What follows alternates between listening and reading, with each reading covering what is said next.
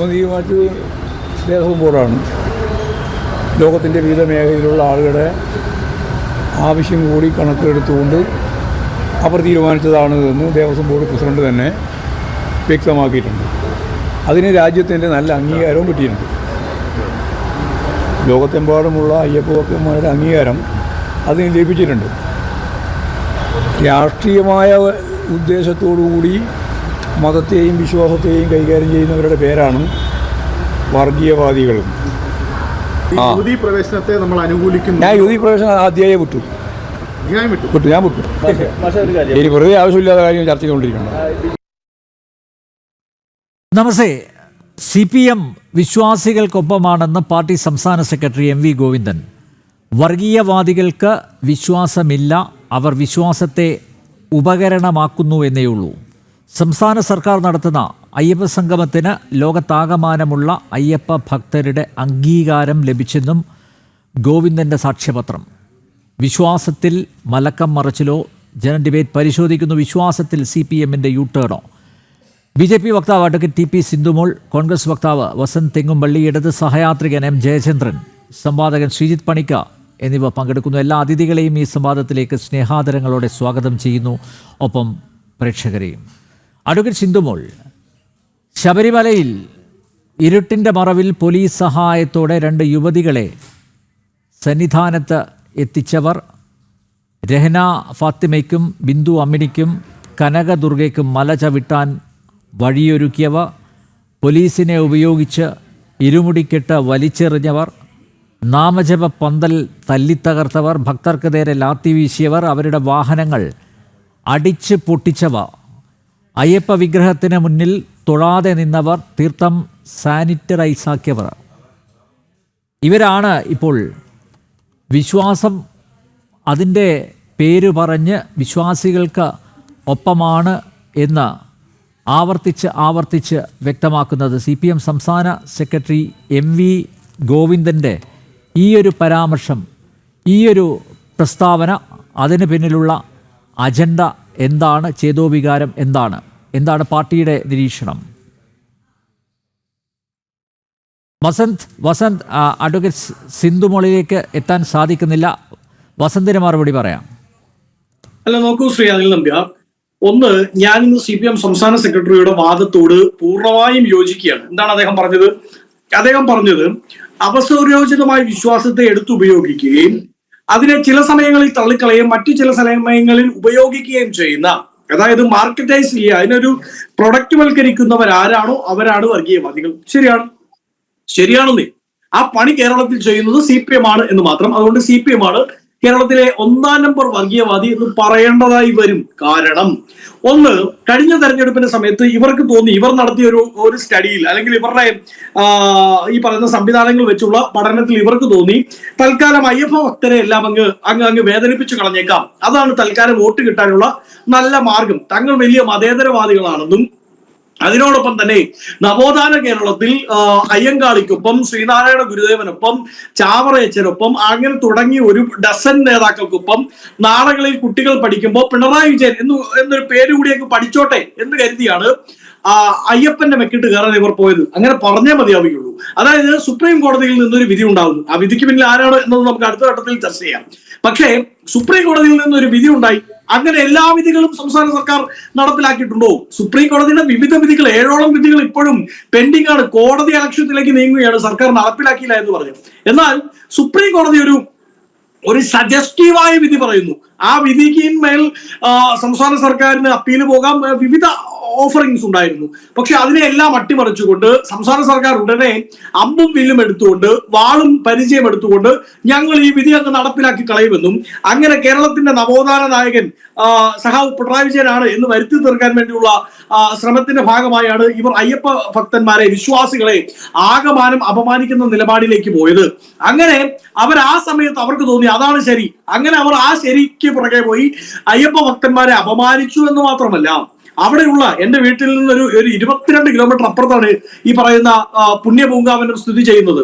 അവിടേക്ക് എത്തുന്ന വിവിധ സംസ്ഥാനങ്ങളിലെ വിശ്വാസികൾ, കേരളത്തിലേക്കാൾ വിശ്വാസികൾ കർണാടകത്തിലുണ്ട്, അവിടത്തേക്കാൾ വിശ്വാസികൾ തമിഴ്നാട്ടിലുണ്ട്, ആന്ധ്രയിലുണ്ട്. അവിടെ നിന്നൊക്കെ വരുന്ന ഒരു ഡസൻ വിശ്വാസികൾ, കോടിക്കണക്കിന് അയ്യപ്പ ഭക്തന്മാർ, അവരെ എല്ലാം മനസ്സ് വേദനിപ്പിച്ചുകൊണ്ട് അവിടെ പോലീസിനെ കൊണ്ട് നടമാടി പോലീസ് ബൂട്ടിട്ട് ആ പുണ്യപൂങ്കാവനത്തിന്റെ ഭക്തിസാന്ദ്രമായ അവസ്ഥകളെ മുഴുവൻ തച്ചു തകർത്ത സർക്കാരിന്റെ പേര് പിണറായി വിജയൻ സർക്കാർ എന്നാണ്. അവിടെ ഇവർ പ്രതിഷേധക്കാർക്ക് നേരെ മാത്രമല്ല കേട്ടോ, കോൺഗ്രസ് പ്രതിഷേധമുണ്ടായിരുന്നു, അവിടെ BJP-യുടെ പ്രതിഷേധമുണ്ടായിരുന്നു, വിവിധ സംഘടനകളുടെ പ്രതിഷേധമുണ്ടായിരുന്നു. പ്രതിഷേധക്കാരുടെ നേരെ മാത്രമല്ല പോലീസ് ബൂട്ടിന്റെ ചൂടറിഞ്ഞത്. അവിടെ വന്ന് ഈ അയ്യപ്പ ഭക്തരുണ്ടോ, സാധാരണക്കാർ, ഇരുമുടിക്കെട്ട് നിറച്ച് നോമ്പെടുത്ത് വിശ്വാസപൂർവ്വം അവിടെ വന്നവർ, അവരുടെ മുഖത്തുമേറ്റു ഈ പോലീസ് ബൂട്ടിന്റെ കനത്ത ചൂട്, ആ പ്രഹരം. എന്നിട്ട് അവരിപ്പോ പറയാണ് ഞങ്ങൾ ഇതിൽ നിന്നെല്ലാം യൂട്ടേൺ അടിക്കുകയാണ്, ഞങ്ങൾ വലിയ അയ്യപ്പ വിശ്വാസികളാണ്, ഞങ്ങൾ ഭക്തന്മാരാണ്, ഞങ്ങൾ വേണമെങ്കിൽ ഇരുമുടിക്കൊട്ടെടുത്ത് എവിടേക്ക് മല ചവിട്ടും, ശബരിമലയിലേക്ക് മല ചവിട്ടാൻ പിണറായി വിജയനും MV ഗോവിന്ദനും കൂടെ വരികയാണ് എന്ന് പറഞ്ഞാൽ അത് അതേപടി അങ്ങ് വിഴുങ്ങി, പച്ചവെള്ളം അരച്ചു കുടിക്കുന്നത് പോലെ വിഴുങ്ങിയിട്ട് അയ്യോ ഹരഹര സുതനെ, അയ്യപ്പ വാസനെ, ഇതാ കാനന വാസനെ, ഇതാ ഈ ഭക്തന്മാരെ കൂടി അങ്ങയുടെ സന്നദ്ധിയിലേക്ക് എടുക്കണമേ എന്ന് പറഞ്ഞ് കൈകൊട്ടി അതിനെ പ്രഘോഷിക്കാൻ തൽക്കാലം കോൺഗ്രസിനെ കിട്ടില്ല. ഇവിടുത്തെ ഒരു അയ്യപ്പ വിശ്വാസികളെ, ഇവിടുത്തെ ഒരു ശബരിമല വിശ്വാസിയെ കിട്ടുമെന്ന് ഞാൻ പ്രതീക്ഷിക്കുന്നില്ല. കാരണം ഇദ്ദേഹം പറഞ്ഞതുപോലെ, CPM-ന്റെ സംസ്ഥാന സെക്രട്ടറി പറഞ്ഞതുപോലെ തന്നെ അവസരോചിതമായി ശബരിമല ഉപയോഗിക്കുക, അവസരോചിതമായി അയ്യപ്പ ഭക്തന്മാരെ ഉപയോഗിക്കുക, അവരുടെ വിശ്വാസത്തെ ഉപയോഗിക്കുക, ഒരു സമയത്ത് അവരുടെ വിശ്വാസത്തെ തച്ചു തകർക്കുന്ന രീതിയിൽ അവരെ കൈകാര്യം ചെയ്ത് കളയുക, സർക്കാരിനെ ഉപയോഗിച്ച്, പോലീസിനെ ഉപയോഗിച്ച്, സംവിധാനങ്ങളെ ഉപയോഗിച്ച്, കേവലം ഒരു മുട്ടാപ്പോക്ക് വിധിയുടെ പേരിൽ.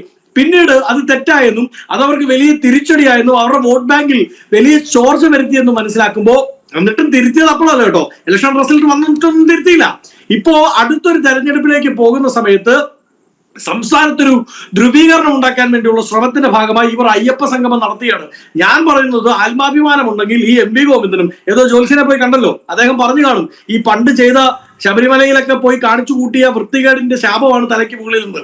ഞാൻ പറഞ്ഞത് MV ഗോവിന്ദനും പിണറായി വിജയനും CPM സംസ്ഥാന സെക്രട്ടേറിയറ്റ് മുഴുവൻ ഒരു 40 ദിവസത്തെ നോമ്പെടുത്ത് ഇരുമുടിക്കെട്ട് നിറച്ച് ശബരിമലയിൽ പോയി അയ്യോ ഞങ്ങൾ കഴിഞ്ഞ തവണ ചെയ്തു പോയത് മുഴുവൻ മാപ്പാക്കണമേ എന്ന് പറഞ്ഞ്, എന്റെ പിഴ എന്റെ വലിയ പിഴ, അത് ഒരു ലാറ്റിൻ വേഴ്സ് ആണ്, ക്രിസ്ത്യാനിറ്റിയിലുള്ളതാ, മേയ കുൾപ്പ മേയ മാക്സിമ കുൾപ്പ, എന്റെ പിഴ എന്റെ വലിയ പിഴ എന്ന് പറഞ്ഞ് എരുമേലിയിൽ വന്ന്, എരുമേലി തൊട്ട് കാനനം നടന്നു കയറി ആ മുകളിലെത്തി ശബരിമലയിലെത്തി തേങ്ങ ഉടച്ച് ഇവർ പ്രാർത്ഥിക്കണം എന്നാണ് എന്റെ നിലപാട്. അങ്ങനെയെങ്കിലും ഇവർ ചെയ്തു കൂട്ടിയ പാപങ്ങൾ, ഇവർ ചെയ്തു കൂട്ടിയ കൊള്ളരുതായികൾ, അതിന്റെ പേരിൽ വിവിധ സംസ്ഥാനങ്ങളിൽ നിന്ന് വന്ന അയ്യപ്പ ഭക്തന്മാർക്ക് നേരിടേണ്ടി വന്ന പീഡനങ്ങൾ, അതിലെല്ലാം ഇവർ മറുപടി പറയേണ്ടത് അങ്ങനെയാണ്. അല്ലാതെ ഒരു അയ്യപ്പ സംഗമം നടത്തി അതിന്റെ പിറകിൽ പൈസ അടിച്ചു മാറ്റാനുള്ള സംവിധാനമാണ്. അനിൽ നമ്പ്യാർക്ക് മനസ്സിലായി കാണുമല്ലോ എന്താണ് ഇവരുടെ ലക്ഷ്യമെന്ന്. ഇവരുടെ ലക്ഷ്യം ലോക കേരള സഭ പോലെ ഒരു സഭ നടത്തി അതിന്റെ അങ്ങനെ പറയുന്നതാണ് ഏറ്റവും നല്ലത്, ഏറ്റവും ഉചിതം എന്ന് എനിക്ക് തോന്നുന്നു. ആഗോള നിക്ഷേപക സംഘമാണ്, അല്ലാതെ അഖില ലോക അയ്യപ്പ സംഗമമല്ല, ആഗോള നിക്ഷേപക സംഗമം. കാരണം നമ്മൾ കണ്ടതാണല്ലോ, diamond card, platinum card, gold card, silver card, bronze card. എന്താ ഇത് നടക്കുന്നത്? അയ്യപ്പനെ വിൽപ്പനക്ക് വെച്ചിരിക്കുകയല്ലേ. എന്നിട്ടാണ് ഇപ്പോൾ പറയുന്നത് ഞങ്ങൾ വിശ്വാസികളോടൊപ്പമാണ് എന്ന്. യെസ് വസന്ത്, ഞാൻ വരാം. അഡ്വക്കേറ്റ് TP സിന്ധുമോൾ ഞാൻ പറയുന്നത് കേൾക്കുന്നുണ്ട് എന്നാണ് ഞാൻ മനസ്സിലാക്കുന്നത്. അഡ്വക്കേറ്റ് സിന്ധുമോൾ, രാഷ്ട്രീയമായ ഉദ്ദേശത്തോടു കൂടി മതത്തെയും വിശ്വാസത്തെയും കൈകാര്യം ചെയ്യുന്നവരാണ് വർഗീയവാദികൾ.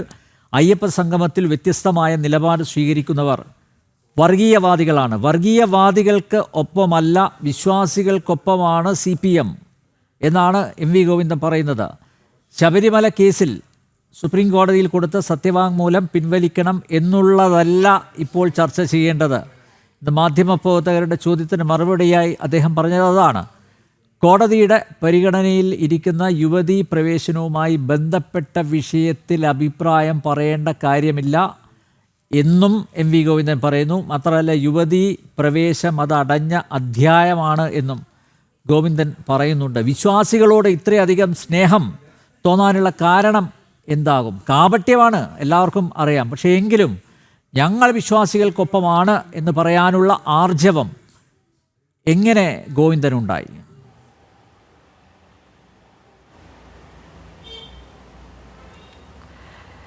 അനിൽ, എനിക്ക് ആദ്യം പറയാനുള്ളത് ഈ MV ഗോവിന്ദനോടും അദ്ദേഹത്തിൻ്റെ പാർട്ടിയോടും ഇവിടുത്തെ സർക്കാരിനോടും പറയാനുള്ളത്, EMS നമ്പൂതിരിപ്പാടിൻ്റെ കുടുംബത്തെ, അതായത് EMS നമ്പൂതിരിപ്പാട് നാസ്തികനാണെന്നാണ് വെപ്പ്. കമ്മ്യൂണിസ്റ്റാണ്, നാസ്തികനാണ്. കമ്മ്യൂണിസ്റ്റുകാർ പൊതുവെ നാസ്തികരാണെന്നാണല്ലോ പറയുന്നത്. കാറൽ മാർക്സ് പറഞ്ഞിരിക്കുന്നത് മതം മനുഷ്യനെ മയക്കുന്ന കറുപ്പാണ് എന്നാണല്ലോ പറഞ്ഞിരിക്കുന്നത്. ഏംഗൽസും മാക്സും ഒക്കെ പറഞ്ഞിരിക്കുന്ന ആശയങ്ങളിൽ നിന്നിട്ടാണല്ലോ ഇവർ കമ്മ്യൂണിസ്റ്റുകൾ എന്ന് പറഞ്ഞുകൊണ്ട് ഇവിടെ വിപ്ലവം നടത്തുന്നത്. അപ്പോൾ EMS നാസ്തികനാണെങ്കിലും അദ്ദേഹത്തിൻ്റെ കുടുംബത്തിലുള്ളവരെല്ലാം പൂജ ചെയ്യുകയും വിശ്വാസികളുമൊക്കെയായിരുന്നു. അപ്പോൾ അവർ വർഗീയവാദികളാണോ? ഈ ജയരാജൻ ഉൾപ്പെടെയുള്ള ജയരാജൻ്റെ കുടുംബത്തിലുള്ളവർ, അതേപോലെ തന്നെ അദ്ദേഹം മരണപ്പെട്ടു പോയി എങ്കിലും ഈ അവസരത്തിൽ ഓർക്കാതിരിക്കാൻ വയ്യ, ശ്രീമാൻ കൊടിയേരി ബാലകൃഷ്ണൻ പൂമൂടൽ വരെ നടത്തിയ കുടുംബമാണ് അദ്ദേഹത്തിൻ്റെത്. അപ്പോൾ അവരൊക്കെ വർഗീയവാദികളാണോ? ഗോവിന്ദൻ്റെ വീട്ടിൽ തന്നെ ഗോവിന്ദൻ്റെ ആയുരാരോഗ്യ സൗഖ്യത്തിനു വേണ്ടി അദ്ദേഹത്തിൻ്റെ മക്കളും കുടുംബവും ഒക്കെ, ഭാര്യയും മക്കളും ഒക്കെ പുഷ്പാർച്ചനയും ആയുരാരോഗ്യ സൗഖ്യത്തിനു വേണ്ടിയുള്ള വഴിപാടുകളുമൊക്കെ ഏതൊക്കെ ക്ഷേത്രത്തിൽ നടത്തുന്നു? അവർ വർഗീയവാദികളാണോ? അപ്പോൾ ആരെയാണ് വർഗീയവാദി എന്ന് ശ്രീ ഗോവിന്ദൻ ഉദ്ദേശിച്ചത് എന്ന് വ്യക്തമാക്കണമെന്നാണ് എനിക്ക് ആദ്യം പറയാനുള്ളത്.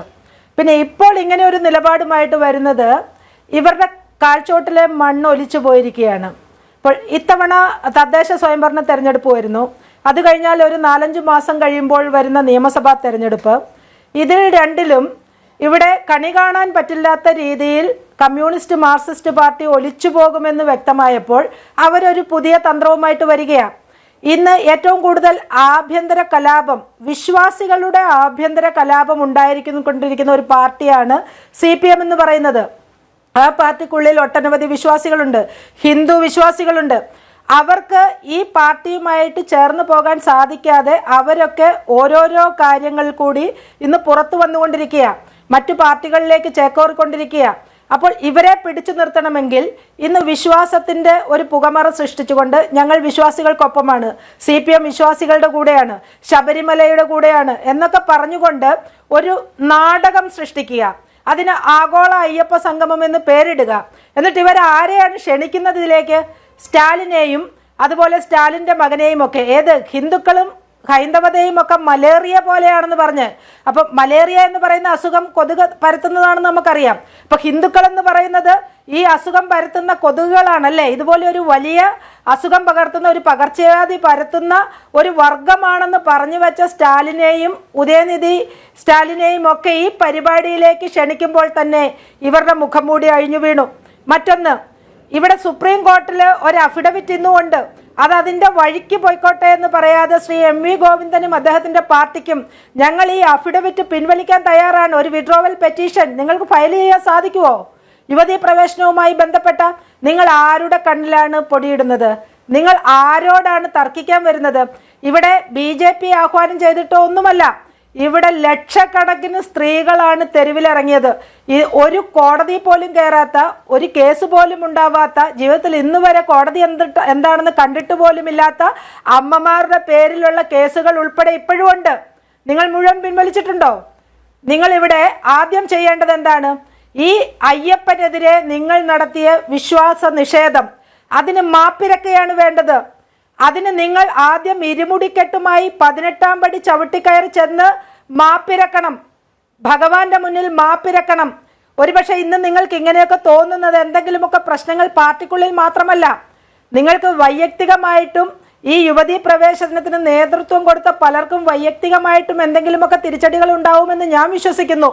അപ്പോൾ വിശ്വാസം എന്ന് പറയുന്നത് അചഞ്ചലമായ ഒരു വിശ്വാസത്തെ, അയ്യപ്പനോടുള്ള വിശ്വാസത്തെ, ലക്ഷക്കണക്കിന് വിശ്വാസികളുടെ ആ വിശ്വാസത്തെ തച്ചുടയ്ക്കാൻ കൂട്ടുനിന്ന ഗോവിന്ദൻ ഉൾപ്പെടെയുള്ള ഗോവിന്ദന്റെ പാർട്ടിക്കാർക്ക് ആഗോള അയ്യപ്പ സംഗമം നടത്തിക്കൊണ്ട് തദ്ദേശ സ്വയംഭരണ തെരഞ്ഞെടുപ്പും വരാൻ പോകുന്ന നിയമസഭാ തെരഞ്ഞെടുപ്പും ഈസി ആയിട്ടങ്ങ് കയറിപ്പോകാമെന്നുള്ള വിചാരമാണെങ്കിൽ അത് നടക്കില്ല തന്നെ. ഇവിടെ ജനങ്ങൾ തയ്യാറായി കഴിഞ്ഞു. ഇവിടെ ആരും പറയാതെ ഞാൻ പറഞ്ഞില്ലേ, അമ്മമാർ സ്ത്രീകൾ തെരുവിലിറങ്ങിയ ഒരു നാടാണ് നമ്മുടേത്. അവർക്ക് അവരുടെ വിശ്വാസത്തിന് ആക്കം കൂട്ടാൻ, അവർക്ക് മനോധൈര്യം കൊടുക്കാൻ ഭാരതീയ ജനതാ പാർട്ടിയും സംഘപ്രസ്ഥാനങ്ങളുമെല്ലാം അവരോടൊപ്പമാണ് ഇറങ്ങിയത്. അല്ലാതെ ആദ്യം ഇറങ്ങുകയല്ലായിരുന്നു, അവരോടൊപ്പം ഇറങ്ങിയായിരുന്നു. അപ്പോൾ അങ്ങനെ നിന്ന എന്താണ് BJP, എന്താണ് സംഘം, എന്താണ് വിശ്വാസം എന്നൊക്കെ ഈ നാടിനെ കാണിച്ചു കൊടുത്ത BJPയെ വർഗീയവാദി എന്നാണ് നിങ്ങൾ വിളിക്കുന്നതെങ്കിൽ സത്യത്തിൽ നിങ്ങളുടെ കുടുംബത്തിലുള്ളവരെയാണ് നിങ്ങൾ ആദ്യം വിളിക്കേണ്ടത്, ശ്രീ MV ഗോവിന്ദൻ. അതോടൊപ്പം തന്നെ ശ്രീ പിണറായി വിജയൻ ഇവിടെ പറഞ്ഞല്ലോ, ഇതൊരു ആഗോള സാമ്പത്തിക തട്ടിപ്പിന്റെ ഒരു കഥയാണ് ഇതിൽ കൂടി വരാൻ പോകുന്നത്. ശബരിമലയിൽ പല വിപ്ലവങ്ങളും കൊണ്ടുവരാൻ ശ്രമിച്ചു, അതൊക്കെ പാടെ തകർന്നു പോയി. ഇപ്പോൾ ഇതിന്റെ പേരിൽ ഒരു ആഗോള സാമ്പത്തിക തട്ടിപ്പ് കൊണ്ടുവന്നുകൊണ്ട് കേരളത്തിന്റെ സാമ്പത്തിക വ്യവസ്ഥയെ അങ്ങ് മെച്ചപ്പെടുത്താമെന്നുള്ള വ്യാമോഹമാണ് ഇവർക്കുള്ളതെന്നറിയില്ല.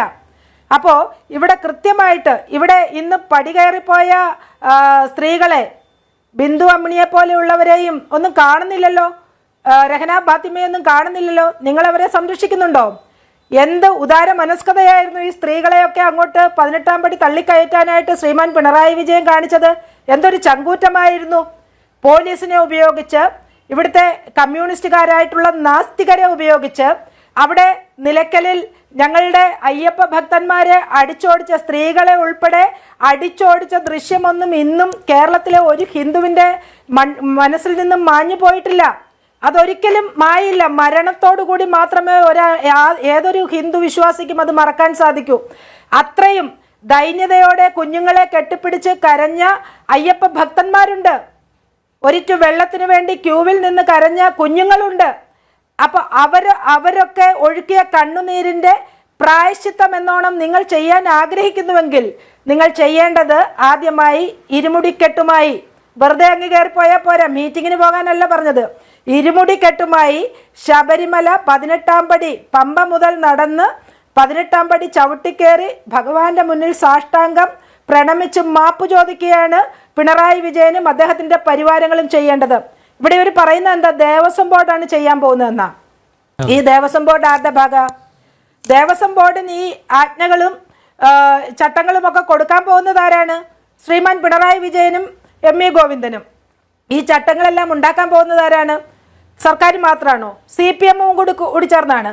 അപ്പോൾ മതമെന്ന് പറയുന്നത് രാഷ്ട്രീയത്തിന് വേണ്ടി ഉപയോഗിക്കേണ്ടതല്ല, മതം വ്യക്തിപരമാണ്, അത് മാറ്റി നിർത്തേണ്ടതാണെന്ന് പറഞ്ഞ നിങ്ങളുടെ കാറൽ മാർക്സും ഏംഗൽസും ഒക്കെ എവിടെയാണ്?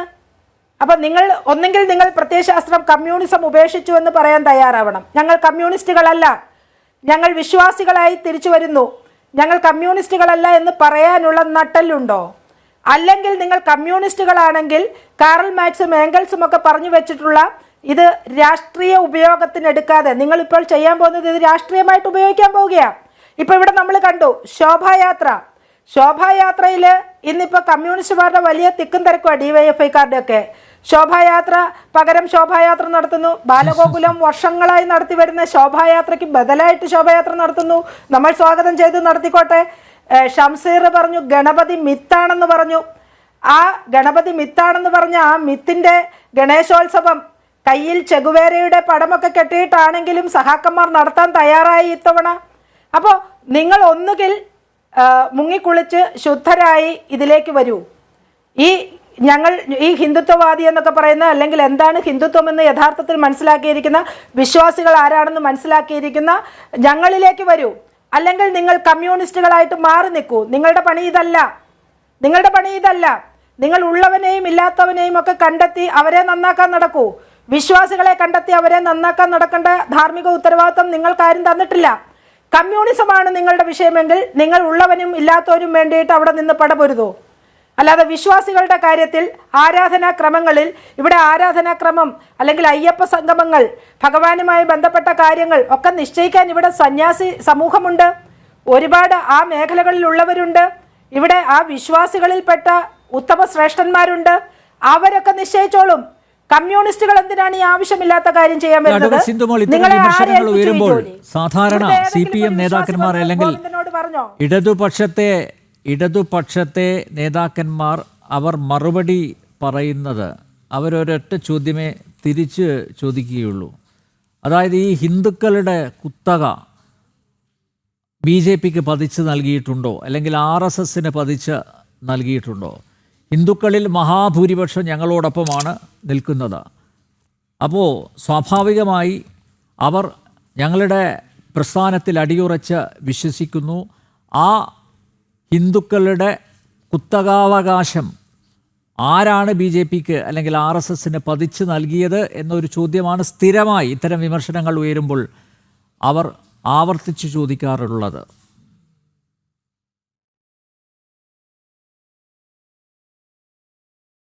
ആയിരത്തി 1950 ശബരിമലയിൽ ഉണ്ടായ അഗ്നിബാധയെ തുടർന്ന് എന്തു വാഗ്ദാനമായിരുന്നു കമ്മ്യൂണിസ്റ്റ് പാർട്ടി നൽകിയത്?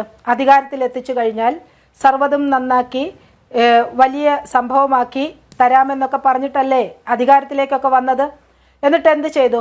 നിങ്ങൾ ഏതെങ്കിലും കാലത്ത് വിശ്വാസികളുടെ ഏതെങ്കിലും ഒരു പ്രശ്നത്തിൽ നട്ടലോടുകൂടി നിന്ന് ഇവർ ഇടപെട്ടിട്ടുണ്ടോ? ഇപ്പോൾ വിശ്വാസികളായിട്ടുള്ളവർ, ആചാരാനുഷ്ഠാനങ്ങളിൽ വിശ്വസിക്കുന്നവർ, അവരൊക്കെ ആരിലാണ് പ്രതീക്ഷ അർപ്പിച്ചത്? അവരുടെ എല്ലാ കാര്യങ്ങൾക്കും കൂടെ നിൽക്കുന്നത്. എത്ര വിമർശനങ്ങൾ ഉണ്ടായിട്ടും, ശ്രീകൃഷ്ണ ജയന്തി പോലെ, ഇതുപോലെ ഗണേശോത്സവം പോലെ, അല്ലാതെ രാമായണ മാസം ആചരിക്കുന്നത് പോലെ ഹിന്ദുക്കളുടെ നവോത്ഥാനത്തിനു വേണ്ടി അവരുടെ ആ വിശ്വാസവുമായി ചേർന്ന് നിന്നിട്ടുള്ള ഏതു കാര്യങ്ങളിലും ഏതു സമയത്താണ് RSSഉം BJPയും ഒക്കെ ഇരുന്നിട്ടുള്ളത്? ഈ ഒരു 10 വർഷം കൊണ്ടാണോ ഈ മേഖലയിൽ ഞങ്ങളുള്ളത്?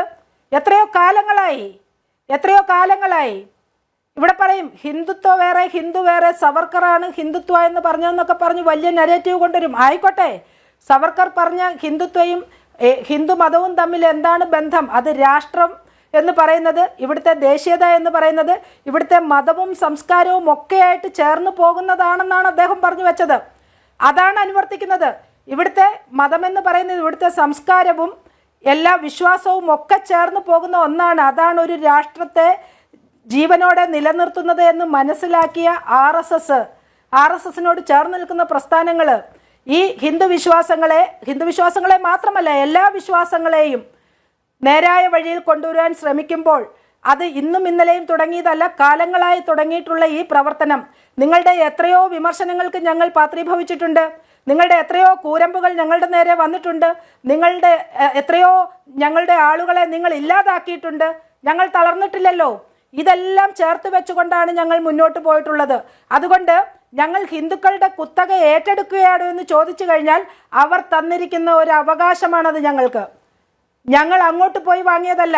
ഞങ്ങൾ കാഴ്ചവെച്ച ഞങ്ങളുടെ പ്രകടനം അല്ലെങ്കിൽ പ്രവർത്തനം ഒക്കെ കണ്ടുകൊണ്ട് നിങ്ങളെ വിശ്വസിക്കാം, നിങ്ങളെ മാത്രമേ ഇത്തരം കാര്യത്തിൽ വിശ്വസിക്കാൻ സാധിക്കൂ എന്ന് പറഞ്ഞുകൊണ്ട് ഒരു വലിയ വിഭാഗം, ഹിന്ദു എന്ന് പറയുന്ന വിഭാഗം, വിശ്വാസി സമൂഹം അവർ ഏറ്റെടുക്കുകയാണ് ചെയ്തത്.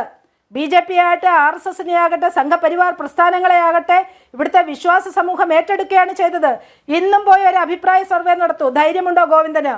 പൊതുസമൂഹത്തിൽ ഇറങ്ങി CPMകാർ ഒരു അഭിപ്രായ സർവേ നടത്തൂ. വിശ്വാസികളുടെ കാര്യത്തിൽ, വിശ്വാസത്തിന്റെ കാര്യത്തിൽ, ആചാരത്തിന്റെ കാര്യത്തിൽ, ധർമ്മത്തിന്റെ കാര്യത്തിലൊക്കെ നിങ്ങൾ ആരുടെ കൂടെയാണ് നിൽക്കുന്നതെന്ന് പബ്ലിക്കിന്റെ ഇടയിൽ ഒരു സർവേ നടത്താൻ തയ്യാറാകുക. അവർ ഒരേ ഒരു പേരേ പറയൂ, അത് RSS ആണ്, അത് BJP ആണെന്നേ പറയൂ. അവിടെ CPMന്റെ പേര് പറയില്ല. നിങ്ങൾ ഇവിടെ നാശം വിതച്ച പാർട്ടിയാണെന്നേ പറയൂ. ഹിന്ദുത്വത്തെ ഇല്ലാതാക്കാൻ, ഹിന്ദു മതത്തെ ഇല്ലാതാക്കാൻ, സർവ്വവിശ്വാസങ്ങളെയും ഇല്ലാതാക്കാൻ, വോട്ട് ബാങ്കിന് വേണ്ടി മാത്രം ഇവിടെ കണ്ണിൽ പൊടിയിട്ട് ജീവിക്കുന്ന ഒരു വർഗം ആണെന്ന് മാത്രമേ ഇവിടുത്തെ പൊതുസമൂഹം നിങ്ങളെക്കുറിച്ച് പറയൂ എന്ന് മനസ്സിലാക്കുക. ശ്രീ M ജയചന്ദ്രനും എത്തിയിട്ടുണ്ട്. ശ്രീ M ജയചന്ദ്രൻ, സഭാഗത്തിലേക്ക് സ്വാഗതം. ശ്രീ ജയചന്ദ്രൻ, MV ഗോവിന്ദൻ്റെ പരാമർശം, അതായത് CPM വിശ്വാസികൾക്ക് ഒപ്പമാണ് എന്ന പരാമർശം, അത് സതുദ്ദേശപരമാണോ അതോ രാഷ്ട്രീയ കാപട്യത്തിൻ്റെ ഭാഗമായിട്ടല്ലേ അത്തരത്തിലൊരു പ്രസ്താവന അദ്ദേഹം നടത്തിയത്? CPMന് എന്ത് വിശ്വാസം?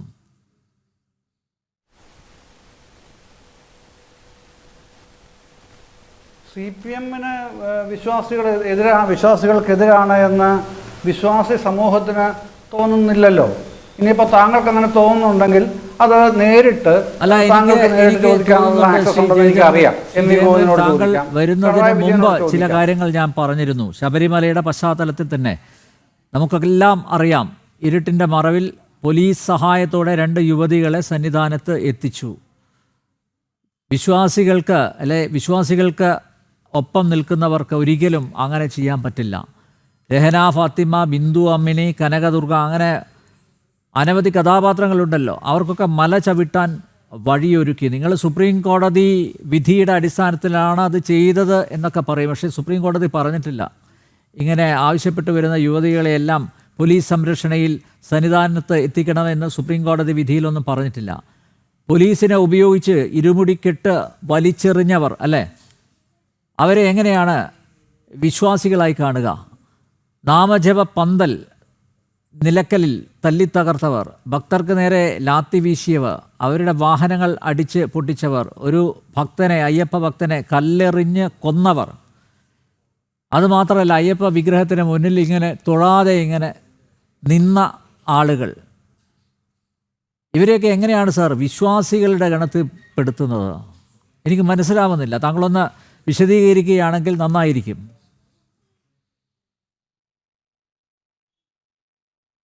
അല്ല, ഇത് പിന്നെ ശ്രീ അനിൽ നമ്പ്യാർ വിശദീകരിക്കേണ്ട ഒരു കാര്യവുമില്ലാത്ത വിധം വ്യക്തതയുള്ളതാണ് അന്നത്തെ കാര്യങ്ങളെല്ലാം. അതിൻ്റെ ശരിതെറ്റുകളെ പറ്റി ഞാൻ തന്നെ താങ്കളുമായിട്ടുള്ള ചർച്ചയിൽ പോലും പലവട്ടം പറഞ്ഞിട്ടുണ്ട്. ഞാൻ അന്നും പറഞ്ഞിട്ടുണ്ട്, ഇന്നും അത് തന്നെ ആവർത്തിച്ച് പറയും. ഗവൺമെൻറ് ചെയ്തത് ശരിയായില്ല എന്നന്ന് ജനം ചാനലിൽ തന്നെ പറഞ്ഞ ആളാണ് ഞാൻ. താങ്കൾ ഓർക്കുന്നുണ്ടാകുമെന്ന് വിശ്വസിക്കുന്നു. കാരണം ഞാൻ കണ്ടത്, അന്ന് കണ്ടതും ഇന്ന് കാണുന്നതും ഗവൺമെൻറ് ആ ഇഷ്യൂവിനെ ഒരു ലോ ആൻഡ് ഓർഡർ സിറ്റുവേഷനായിട്ടാണ് കൈകാര്യം ചെയ്തത്. അങ്ങനെ ആയിരുന്നില്ല ചെയ്യേണ്ടത് എന്ന അഭിപ്രായം ഞാൻ അന്ന് പരസ്യമായി പറഞ്ഞിരുന്നു. ജനം ചാനലിൽ തന്നെ താങ്കളുടെ ഡിബേറ്റിൽ തന്നെ പറഞ്ഞിരുന്നു. അത് അതേ അഭിപ്രായം തന്നെയാണ് ഇന്നും എനിക്കുള്ളത്. അത് ക്രമസമാധാന പ്രശ്നമല്ല. അത് പക്ഷേ CPM പിന്നീട്, ഞാനിത് പറയുന്നത് ഡിസംബറിൽ ജനം TV യിൽ താങ്കളുടെ ഡിബേറ്റിലാണ് പറയുന്നത്. CPM അത് തിരുത്തുന്നത് ജനുവരിയിലോ ഫെബ്രുവരിയിലോ ആണ് ആ നിലപാടിലേക്ക് വരുന്നത്. പിന്നീട് കോടിയേരി നേതൃത്വത്തിൽ വീട് കയറുകയും പിന്നെ CPM സ്റ്റേറ്റ് കമ്മിറ്റി അവരുടെ സ്റ്റേറ്റ്മെൻ്റ് ഇറക്കുകയൊക്കെ ചെയ്ത് ഓർക്കുന്നുണ്ടാകുമല്ലോ. പിന്നെ അതിനെ ഗവൺമെൻറ് അങ്ങനെ കൈകാര്യം ചെയ്ത് ശരിയായില്ല എന്നും അതുകൊണ്ട് വീട് വീടാന്തരം കയറി അത് ആൾക്കാരോട് വിശദീകരിക്കാൻ തീരുമാനിച്ചതുമൊക്കെ താങ്കൾക്കും അറിവുള്ളതാണല്ലോ. സോറി. അപ്പോൾ ആ ഘട്ടത്തിൽ തന്നെ ചെയ്തതിൻ്റെ അകത്ത് പാകപ്പിഴകൾ അല്ലെങ്കിൽ വീഴ്ചയുണ്ട് എന്ന് തിരിച്ചറിയുന്ന ഒരു ഭരണ സംവിധാനത്തെ, രാഷ്ട്രീയ മുന്നണി സംവിധാനത്തേക്ക് അന്ന് തന്നെ കണ്ടിരുന്നു. പക്ഷേ അവരങ്ങനെ തീരുമാനം എടുക്കുന്നതിന് മുമ്പ് തന്നെ ഞാനത് വ്യക്തമായി താങ്കളുടെ ഫ്ലോറിൽ തന്നെ പറഞ്ഞിരുന്നു എന്നാണ് ഞാൻ പറയുന്നത്. ആ നിലപാട് തന്നെ എനിക്ക് ഇപ്പോഴും ഉള്ളത്. പക്ഷേ ഇപ്പോൾ കഥ മാറി, അവസ്ഥയും മാറി, സിറ്റുവേഷനും മാറി. ഇപ്പോൾ ശബരിമലയിലേക്ക് ആരെയെങ്കിലും പ്രവേശിപ്പിക്കാൻ വേണ്ടിയിട്ടല്ല ആഗോള അയ്യപ്പ സംഗമം നടത്തുന്നത്. അത് പമ്പയിലാണ് നടക്കുന്നത്. പമ്പയിൽ പിന്നെ ഇത് കൂടുതൽ ഫോക്കസ്ഡ് ആവുക, ശബരിമല ലോകത്തിന് മുമ്പിലേക്ക് കൂടുതൽ ഫോക്കസ്ഡ് ആവുക, അതെങ്ങനെയാണ് പിൽഗ്രിം ടൂറിസമായിട്ട് ഡെവലപ്പ് ചെയ്യാൻ കഴിയുക, ഏതൊക്കെ തരത്തിലാണ്. അവിടെയാണ് എനിക്ക് വിയോജിപ്പുള്ളത്. അതായത് അയ്യപ്പൻ്റെ ചൈതന്യം അതിനൊരു ആഗോള പ്രസിദ്ധി ലഭിക്കാൻ ഇങ്ങനെയൊരു സംഗമം, അയ്യപ്പ ഭക്ത സംഗമം സംഘടിപ്പിക്കേണ്ട ആവശ്യമുണ്ടോ സാർ? അയ്യപ്പനെ അറിയാത്തവർ ആരുണ്ട് ഈ ലോകത്ത്? ശബരിമലയെ പറ്റി അറിയാത്തവർ ആരുണ്ട് ഈ ലോകത്ത്? പിന്നെ എന്തിനാണ് സാർ ഈ ഒരു കാപട്യം? പമ്പയിൽ നിങ്ങളുടെ തന്നെ എന്താണ് അജണ്ട എന്ന് വ്യക്തമായല്ലോ. അതും ഞാൻ നേരത്തെ ഇവിടെ പരാമർശിക്കുകയുണ്ടായി. Diamond card, platinum card, gold card, silver card, bronze card. അപ്പോൾ ഈ പാവപ്പെട്ടവൻ എന്ത് ചെയ്യും? നിങ്ങളാണല്ലോ, നിങ്ങളുടെ പ്രസ്ഥാനമാണല്ലോ, താങ്കൾ വിശ്വസിക്കുന്ന പ്രസ്ഥാനമാണല്ലോ ഈ പാവപ്പെട്ടവനും പണക്കാരനും തമ്മിലുള്ള അന്തരം ഇല്ലാതാക്കാൻ വേണ്ടി അഹോരാത്രം പ്രവർത്തിക്കുന്നത് അല്ലേ? അങ്ങനെ പ്രവർത്തിക്കുന്നവർക്ക് എങ്ങനെയാണ് ഇങ്ങനെയൊരു വേർതിരിവ് ഉണ്ടാക്കാൻ പറ്റുന്നത്? എന്തിനാണ് ഇങ്ങനെയൊരു ക്ലാസിഫിക്കേഷൻ? അതിൻ്റെ ആവശ്യം എന്താണ് സാർ?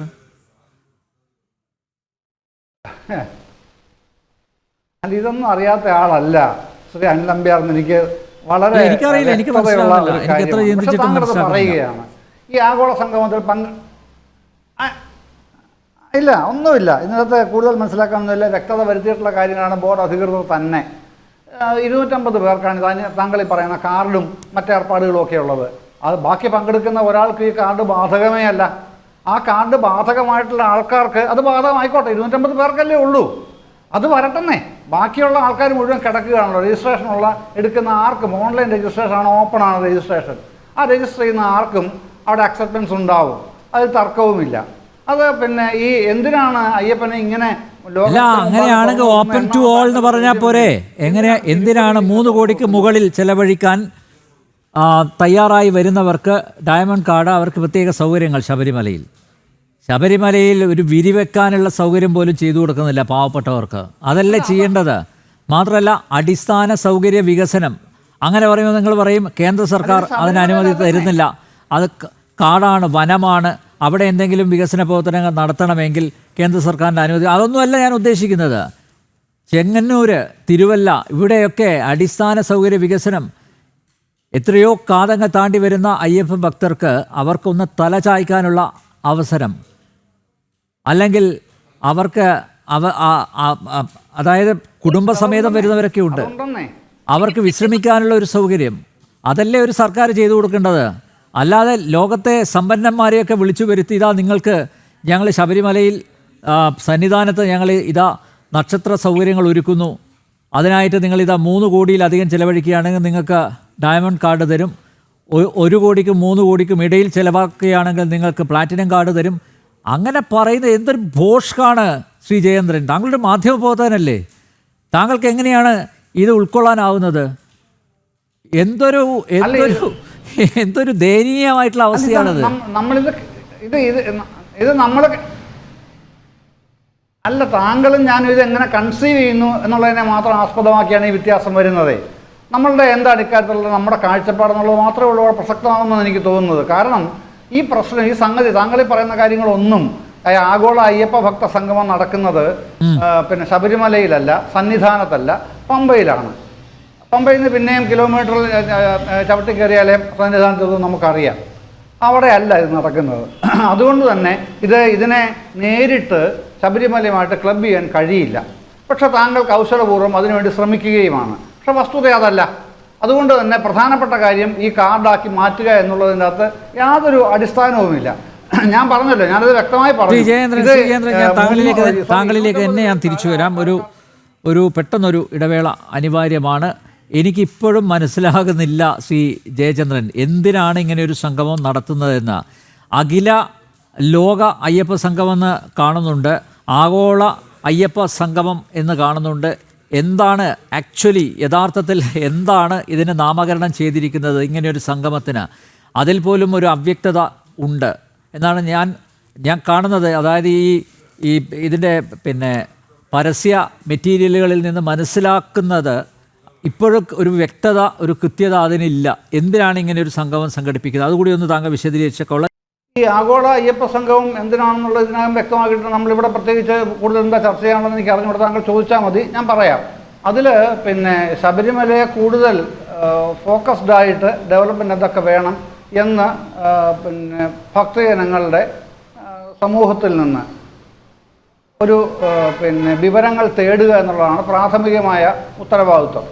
ആ ഉത്തരവാദിത്വത്തിൽ കേന്ദ്ര ഗവൺമെൻറ് അടക്കം അവരുടെ നിർദ്ദേശങ്ങൾ ഗവൺമെൻറ് തേടിയിട്ടുണ്ടെന്നാണ് ഞാൻ മനസ്സിലാക്കുന്നത്. അതിൻ്റെ കാര്യങ്ങൾ ഇനി വരാനിരിക്കുന്നതേ ഉള്ളൂ. അപ്പം അതിൻ്റെ അകത്ത് ഇതിൻ്റെ എല്ലാ ക്ഷേത്രങ്ങളിലും, മഹാക്ഷേത്രങ്ങളിലെല്ലാം അത്തരത്തിലുള്ള വികസന പ്രവർത്തനങ്ങൾ പല രൂപത്തിൽ എത്രയോ കാലമായിട്ട് നടന്നു വരുന്നുണ്ട്. ഈ ശബരിമലയിൽ തന്നെ 1972 പിന്നെ ഇത് സമർപ്പിച്ച ഒരു വിഗ്രഹമാണല്ലോ 400 കിലോ ഉള്ള തിരുവാഭരണമായിട്ട് പിന്നീട് നടക്കി വെക്കുന്നതും തിരുവാഭരണ ഘോഷയാത്രയടക്കം വരുന്നതും തമിഴ്നാട്, ആന്ധ്ര, കർണാടക തുടങ്ങിയ സംസ്ഥാനങ്ങളിൽ നിന്ന് വ്യാപകമായിട്ട് അയ്യപ്പന്മാരുടെ പ്രവാഹം ഉണ്ടാകുന്നതും പിന്നീട് മഹാരാഷ്ട്രയിൽ നടക്കം, ഉത്തരേന്ത്യയിൽ നടക്കം വലിയ തോതിൽ ആൾക്കാർ വരാൻ തുടങ്ങുന്നതൊക്കെ അങ്ങനെയാണ്. അത് അത്തരത്തിലുള്ള പലതരത്തിലുള്ള, നമ്മൾ ശരിക്കും പറഞ്ഞാൽ ഈ പിന്നെ എന്താണ് പിൽഗ്രിമേജിൻ്റെ മാർക്കറ്റിംഗ് തന്നെയാണത്. അതിനെ അങ്ങനെയല്ല എന്ന് കണ്ടിട്ടൊന്നും കാര്യമില്ല. അതുകൊണ്ട് പിൽഗ്രിമേജ് മാർക്കറ്റിംഗ് പല രൂപത്തിൽ നടക്കുന്നുണ്ട്. അതിൻ്റെ സാങ്ക്ടിറ്റി, പവിത്രത എത്രത്തോളം ശരിയാണ് തെറ്റാണെന്നൊക്കെ ഉള്ളത് തീരുമാനിക്കപ്പെടുന്നുണ്ടോ എന്ന് ചോദിച്ചാൽ അത് ഭരണപരമായ തീരുമാനമാണ്. ശബരിമലയും സ്വാമി അയ്യപ്പനെയും വിൽക്കുക അല്ലേ, അതിൽ തെറ്റൊന്നുമില്ല എന്നാണ് താങ്കൾ പറയുന്നത്. മാർക്കറ്റിംഗ് എന്ന് പറയുന്നത് കൊണ്ട് ഉദ്ദേശിക്കുന്നത് അത് തന്നെയാണല്ലോ അല്ലേ? അതായത് അയ്യപ്പനെ വിറ്റ് കോടികൾ ഉണ്ടാക്കുക, ശുദ്ധ മലയാളത്തിൽ പറഞ്ഞാൽ. ഞാൻ അങ്ങനെയാണ് മനസ്സിലാക്കുന്നത്. ഞാനെന്നല്ല സാമാന്യ ബോധമുള്ളവർ, സാമാന്യ വിവരമുള്ളവർ അങ്ങനെ തന്നെയാണ് മനസ്സിലാക്കുക. അയ്യപ്പനെ വിറ്റ് കാശാക്കുക, അത്ര തന്നെ, സിമ്പിൾ. അല്ല, അങ്ങനല്ലാത്ത ഏത് ക്ഷേത്രമാണുള്ളത്? മഹാക്ഷേത്രം ഏതാണ്? അല്ല, മഹാക്ഷേത്രങ്ങൾ ഏത് ക്ഷേത്രത്തിന്റെ വികസനത്തിന് വേണ്ടിയാണ് ഇങ്ങനെ ആഗോള സംഗമം നടത്തിയിട്ടുള്ളത്? വിശ്വാസികളുടെ, ഭക്തരുടെ ആഗോള സംഗമം നടത്തിയിട്ടുള്ളത് കേരളത്തിൽ ഏത് ക്ഷേത്രത്തിന്റെ വികസനത്തിന് വേണ്ടിയാണ് ഇങ്ങനെ ഒരു ആഗോള സംഗമം, ഭക്തരുടെ ആഗോള സംഗമം നടത്തിയിട്ടുള്ളത്? താങ്കൾ പറ, ഏത് ക്ഷേത്രത്തിന്റെ വികസനത്തിന് വേണ്ടിയാ പറ. അല്ല, ഞാനതല്ലേ താങ്കളോട് പറഞ്ഞു വന്നത്. സംസ്ഥാനാന്തര ഇത്തരത്തിലുള്ള പരിപാടികൾ, തിരുവാഭരണ ഘോഷയാത്ര ആന്ധ്രയിൽ വരെ നടത്തിയ ചരിത്രം താങ്കൾക്ക് അറിയാത്തതാണോ? മാധ്യമപ്രവർത്തനങ്ങളോട് താങ്കൾ ഇത് പഠിച്ചിട്ടുണ്ടാവുമല്ലോ. അത് ഇവിടുന്ന് തുടങ്ങി ആന്ധ്രയിൽ വരെ ചെന്നേ, സംസ്ഥാനാന്തരമായിട്ട് ചെന്നു. എന്തിനാ? അയ്യപ്പനെ അവിടെ മാർക്കറ്റ് ചെയ്യാൻ വേണ്ടി തന്നെയാണ് ചെന്നത്, അല്ല എന്നും പറഞ്ഞിട്ട് കാര്യമില്ല. അത് വസ്തുതാ വിരുദ്ധവുമാണ്. ഇതിപ്പോ ലോകതലത്തിൽ ഘോഷയാത്ര നടത്തുന്നില്ല, തിരുവാഭരണ ഘോഷയാത്ര പോലെ അന്വേഷിച്ചാൽ മതി. അല്ലെങ്കിൽ തിരുവാഭരണ ഘോഷയാത്ര ആന്ധ്രയിലേക്ക് നടത്തിയിരുന്നു. എനിക്കത് മനസ്സിലായില്ല. താങ്കൾ ഒന്ന് വിശദീകരിച്ചു തരണം, ഒന്ന് ക്ലാരിഫൈ ചെയ്യണം. ഞാൻ ആദ്യമായിട്ടാണ് അത് മനസ്സിലാക്കുന്നത്. അയ്യപ്പനെ മാർക്കറ്റ് ചെയ്യാൻ വേണ്ടി തിരുവാഭരണ ഘോഷയാത്ര ആന്ധ്രയിലേക്ക് പോയി എന്നാണോ? ആയിക്കോട്ടെ, അതെ. എപ്പോ? ഏത് വർഷം? അതേന്നെ, ഏത് കാര്യത്തിൽ ഞാൻ മാർക്കറ്റിംഗ് എന്നുള്ള വാക്കിന് പകരം അല്ല, ഈ 72 ശേഷമാണ് വർഷമൊക്കെ ഞാൻ വേറൊരു ചർച്ചയിൽ താങ്കൾക്ക് വിശദമായി ഡീറ്റെയിൽ ആയി ക്രോണോളജി വ്യക്തമായിട്ട് തരാം. എന്താണ് അതിൻ്റെ അകത്ത് നിന്ന് കിട്ടിയ ഔട്ട്പുട്ട്. ആധികാരികതയോടെ പറയണം ഏത് വർഷമാണ് അങ്ങനെ തിരുവാഭരണ ഘോഷയാത്ര സംസ്ഥാനത്തിന് വെളിയിലേക്ക് പോയത്, ആന്ധ്രയിലേക്ക് പോയത് എന്നുള്ളത് ആധികാരികമായിട്ട് താങ്കൾ പറയണം. അത് എന്റെ ശ്രദ്ധയിൽപ്പെട്ടിട്ടില്ല, എനിക്കറിയില്ല. ഇവിടെ ഇരിക്കുന്ന മറ്റു രണ്ട് പാനലിസ്റ്റുകളുടെ ശ്രദ്ധയിൽപ്പെട്ടോ എന്ന് എനിക്കറിയില്ല. ഞാൻ ഒരു മിനിറ്റ്, ശ്രീ ജയേന്ദ്ര, ഒറ്റ മിനിറ്റ്. അഡ്വക്കേറ്റ് വസന്ത്, താങ്കൾ അത് കേട്ടിട്ടില്ല? ഒരു സെക്കൻഡ് അല്ല, ഇതൊന്ന് പറഞ്ഞോട്ടെ. ഒരു ഒറ്റ കാര്യം കൂടെ അനിൽ നമ്പ്യാർ. ഈ തിരുവാഭരണ ഘോഷയാത്ര എന്നുള്ള ഒരുപക്ഷെ ഞാൻ പറഞ്ഞതിൻ്റെ അകത്ത് ആ വാക്കിൽ പശകുണ്ടായിരിക്കാം. ആ തങ്കയങ്കി ഘോഷയാത്രയാണോ മറ്റെന്ത് ഘോഷയാത്രയാണെന്നുള്ളത് എനിക്ക് ആ വാക്കിൽ പശക് പറ്റിയിരിക്കാം. അത് ഞാൻ ഉൾക്കൊള്ളുന്നു, സമ്മതിക്കുന്നു. പക്ഷെ എന്താണെന്നുള്ളത് വ്യക്തമായിട്ട് ഞാൻ വേറെ പറയാം. അത് ആ സംഭവം നടന്നിട്ടുണ്ട്. ഒരു സ്ഥലത്തല്ല, വിവിധ സംസ്ഥാനങ്ങളാണ് നടത്തിയിട്ടുമുള്ളത്. അത് നടന്നിട്ടുണ്ട്. എന്താണ് എങ്ങനെയാണെന്നുള്ളത് ഇൻ ഡീറ്റെയിൽ പറയാം. ഓക്കെ, അഡ്വക്കേറ്റ് വസന്ത്, താങ്കൾ ഇത് കേട്ടിട്ടുണ്ടോ എപ്പോഴെങ്കിലും? തിരുവാഭരണ ഘോഷയാത്ര, അദ്ദേഹത്തിന് അതിൽ സംശയമുണ്ട്. ഇപ്പോൾ തങ്കയങ്കി ഘോഷയാത്രയാണെന്ന് പറയുന്നു. തങ്കയങ്കി ഘോഷയാത്രയൊക്കെ ആറന്മുള ക്ഷേത്രത്തിൽ നിന്ന് പിന്നെ സന്നിധാനത്തേക്ക് പോകുന്നതാണ്. അതൊക്കെ ആചാര അനുഷ്ഠാനങ്ങളുടെ ഭാഗമായിട്ടുള്ളതാണ്, വളരെ പവിത്രമായിട്ടുള്ള കാര്യങ്ങളാണ്. ഇതൊക്കെ അയൽ സംസ്ഥാനങ്ങളിലേക്ക് കൊണ്ടുപോയി എന്ന് പറയുന്നതിൽ ഞാൻ ഒട്ടും വിശ്വസിക്കുന്നില്ല. ഞാൻ അങ്ങനെ എൻ്റെ ശ്രദ്ധയിൽപ്പെട്ടിട്ടില്ല. ആരെങ്കിലും അത് പരാമർശിക്കുന്നതായിട്ടും ഞാൻ ഇതുവരെ കണ്ടിട്ടില്ല. അല്ല, എന്റെ ശ്രദ്ധയിലും പെട്ടിട്ടില്ല. പന്തളം കൊട്ടാരത്തിൽ നിന്ന് ആടയാഭരണങ്ങളുമായി ശബരിമലയിലേക്ക് വന്നിട്ടുണ്ട് എന്നൊക്കെ കേട്ടിട്ടുണ്ട്. പക്ഷെ ഇതൊക്കെ കേൾവിക്കപ്പുറമാണ്. ഇനി അങ്ങനെ ഉണ്ടായെന്ന് തന്നെ ഇരിക്കട്ടെ. ശ്രീ അനിൽ നമ്പ്യാർ, എന്താണ് പ്രശ്നം? അങ്ങനെ ഉണ്ടായി. ഞാൻ പറയുന്നത് ഒരു പിലിഗ്രിം ടൂറിസം എന്ന് പറയുന്നത് ലോകത്തിന്റെ തന്നെ ഭാഗമാണ്. അത് ഇപ്പോ ഫാത്തിമ മാതാ ചർച്ച്, മാതാവ് നേരിട്ട് പ്രത്യക്ഷപ്പെട്ടു എന്ന് പറയുന്ന സ്ഥലത്ത് അവിടെ ഒരു പിലിഗ്രിം ടൂറിസമായാണ് ആ രാജ്യം തന്നെ അതിനെ കാണുന്നത്. റോം ഒരു പിലിഗ്രിം ടൂറിസത്തിന്റെ ഭാഗമാണ്. ജെറൂസലേം, അല്ലെങ്കിൽ കേരളത്തിലോ അല്ലെങ്കിൽ ഇന്ത്യയിലോ തന്നെ ഏറ്റവും പ്രധാനപ്പെട്ട ക്ഷേത്രങ്ങളെല്ലാം തന്നെ ഇപ്പൊ മധുര ക്ഷേത്രം ഒരു പിലിഗ്രിം ടൂറിസമാണ്. പക്ഷെ ഇവിടെ എന്താണ് പ്രശ്നം എന്ന് അറിയാമോ ശ്രീ എം ജെ? അങ്ങ് പറയുന്നത് പോലെ ശബരിമലയും പിലിഗ്രിം ടൂറിസത്തിന്റെ എല്ലാ സാധ്യതകളും ഉപയോഗിക്കണം എന്ന പക്ഷക്കാരനാണ് ഞാൻ. കാരണം അങ്ങനെ ഉപയോഗിച്ചാൽ മാത്രമാണ് അതിന്റെ ഒരു ഫുൾ പൊട്ടൻഷ്യലിലേക്ക് ആ ക്ഷേത്രത്തെ കൊണ്ടുവരുവാനും അവിടെ എത്തുന്ന അയ്യപ്പ ഭക്തർക്ക് അടിസ്ഥാന സൗകര്യങ്ങൾ വികസിപ്പിക്കുവാനും എല്ലാ സർക്കാരുകൾക്കും സാധിക്കൂ, whether it is BJP or CPM or Congress. പക്ഷേ ഏതെങ്കിലും ഒരു സംസ്ഥാനത്ത്, ഈ സംസ്ഥാനത്തിനുള്ളിൽ എവിടെയെങ്കിലും എന്നാണ് അനിൽ നമ്പ്യാർ ചോദിക്കുന്നത്. പക്ഷെ ഞാൻ എം ജിയോട് ചോദിക്കുന്നത്, ഈ ലോകത്ത് എവിടെയെങ്കിലും ഏതെങ്കിലും ഒരു പിലിഗ്രിം ടൂറിസത്തിന്റെ ഭാഗമായി ഇതാ diamond guard, gold guard, Fronx guard, ആ കാർഡ് ഈ കാർഡ് എന്ന് പറയുന്ന സംവിധാനം ഉണ്ടായിട്ടുണ്ടോ? എന്താ ചെയ്യുന്നത്? നമ്മൾ ആ പിലിഗ്രിമിനെ മാക്സിമം മാർക്കറ്റൈസ് ചെയ്യും, PR എക്സസൈസ് ചെയ്യും. അത് നല്ല രീതിയിലാണ്. അതിന് വിശ്വാസപരമായി യാതൊരു ഒരു പ്രശ്നമില്ല. കാര്യം അത് വിശ്വാസം പ്രചരിപ്പിക്കുക എന്നാണ് നമ്മൾ പറയുക. അങ്ങനെ പ്രചരിപ്പിച്ച് അവിടേക്ക് ഭക്തന്മാർ എത്തും. ഇപ്പൊ അറിയാത്ത ഒരാൾ, ഇപ്പൊ ശ്രീ അനിൽ നമ്പ്യാർ ശബരിമല ക്ഷേത്രത്തെ പറ്റി അറിയാത്ത ആളാണെന്ന് ഇരിക്കട്ടെ, ഈ PR എക്സസൈസിന്റെ ഭാഗമായി അല്ലെങ്കിൽ ഈ പ്രചരണത്തിന്റെ ഭാഗമായി അങ്ങ് അവിടേക്ക് എത്തുന്നു. അങ്ങ് അവിടെ എത്തിയ ശേഷം അങ്ങ് എന്ത് ചെയ്യുന്നു? അങ്ങയുടെ സ്വമേധയായുള്ള താല്പര്യത്താൽ ഒരു പണം ആ ഭണ്ഡാരത്തിൽ നിക്ഷേപിക്കുന്നു, അയ്യപ്പന് കാഴ്ചയായി നൽകുന്നു, അല്ലെങ്കിൽ അവിടുത്തെ നേർച്ച കാഴ്ചകളിൽ അങ്ങ് പങ്കെടുക്കുന്നു.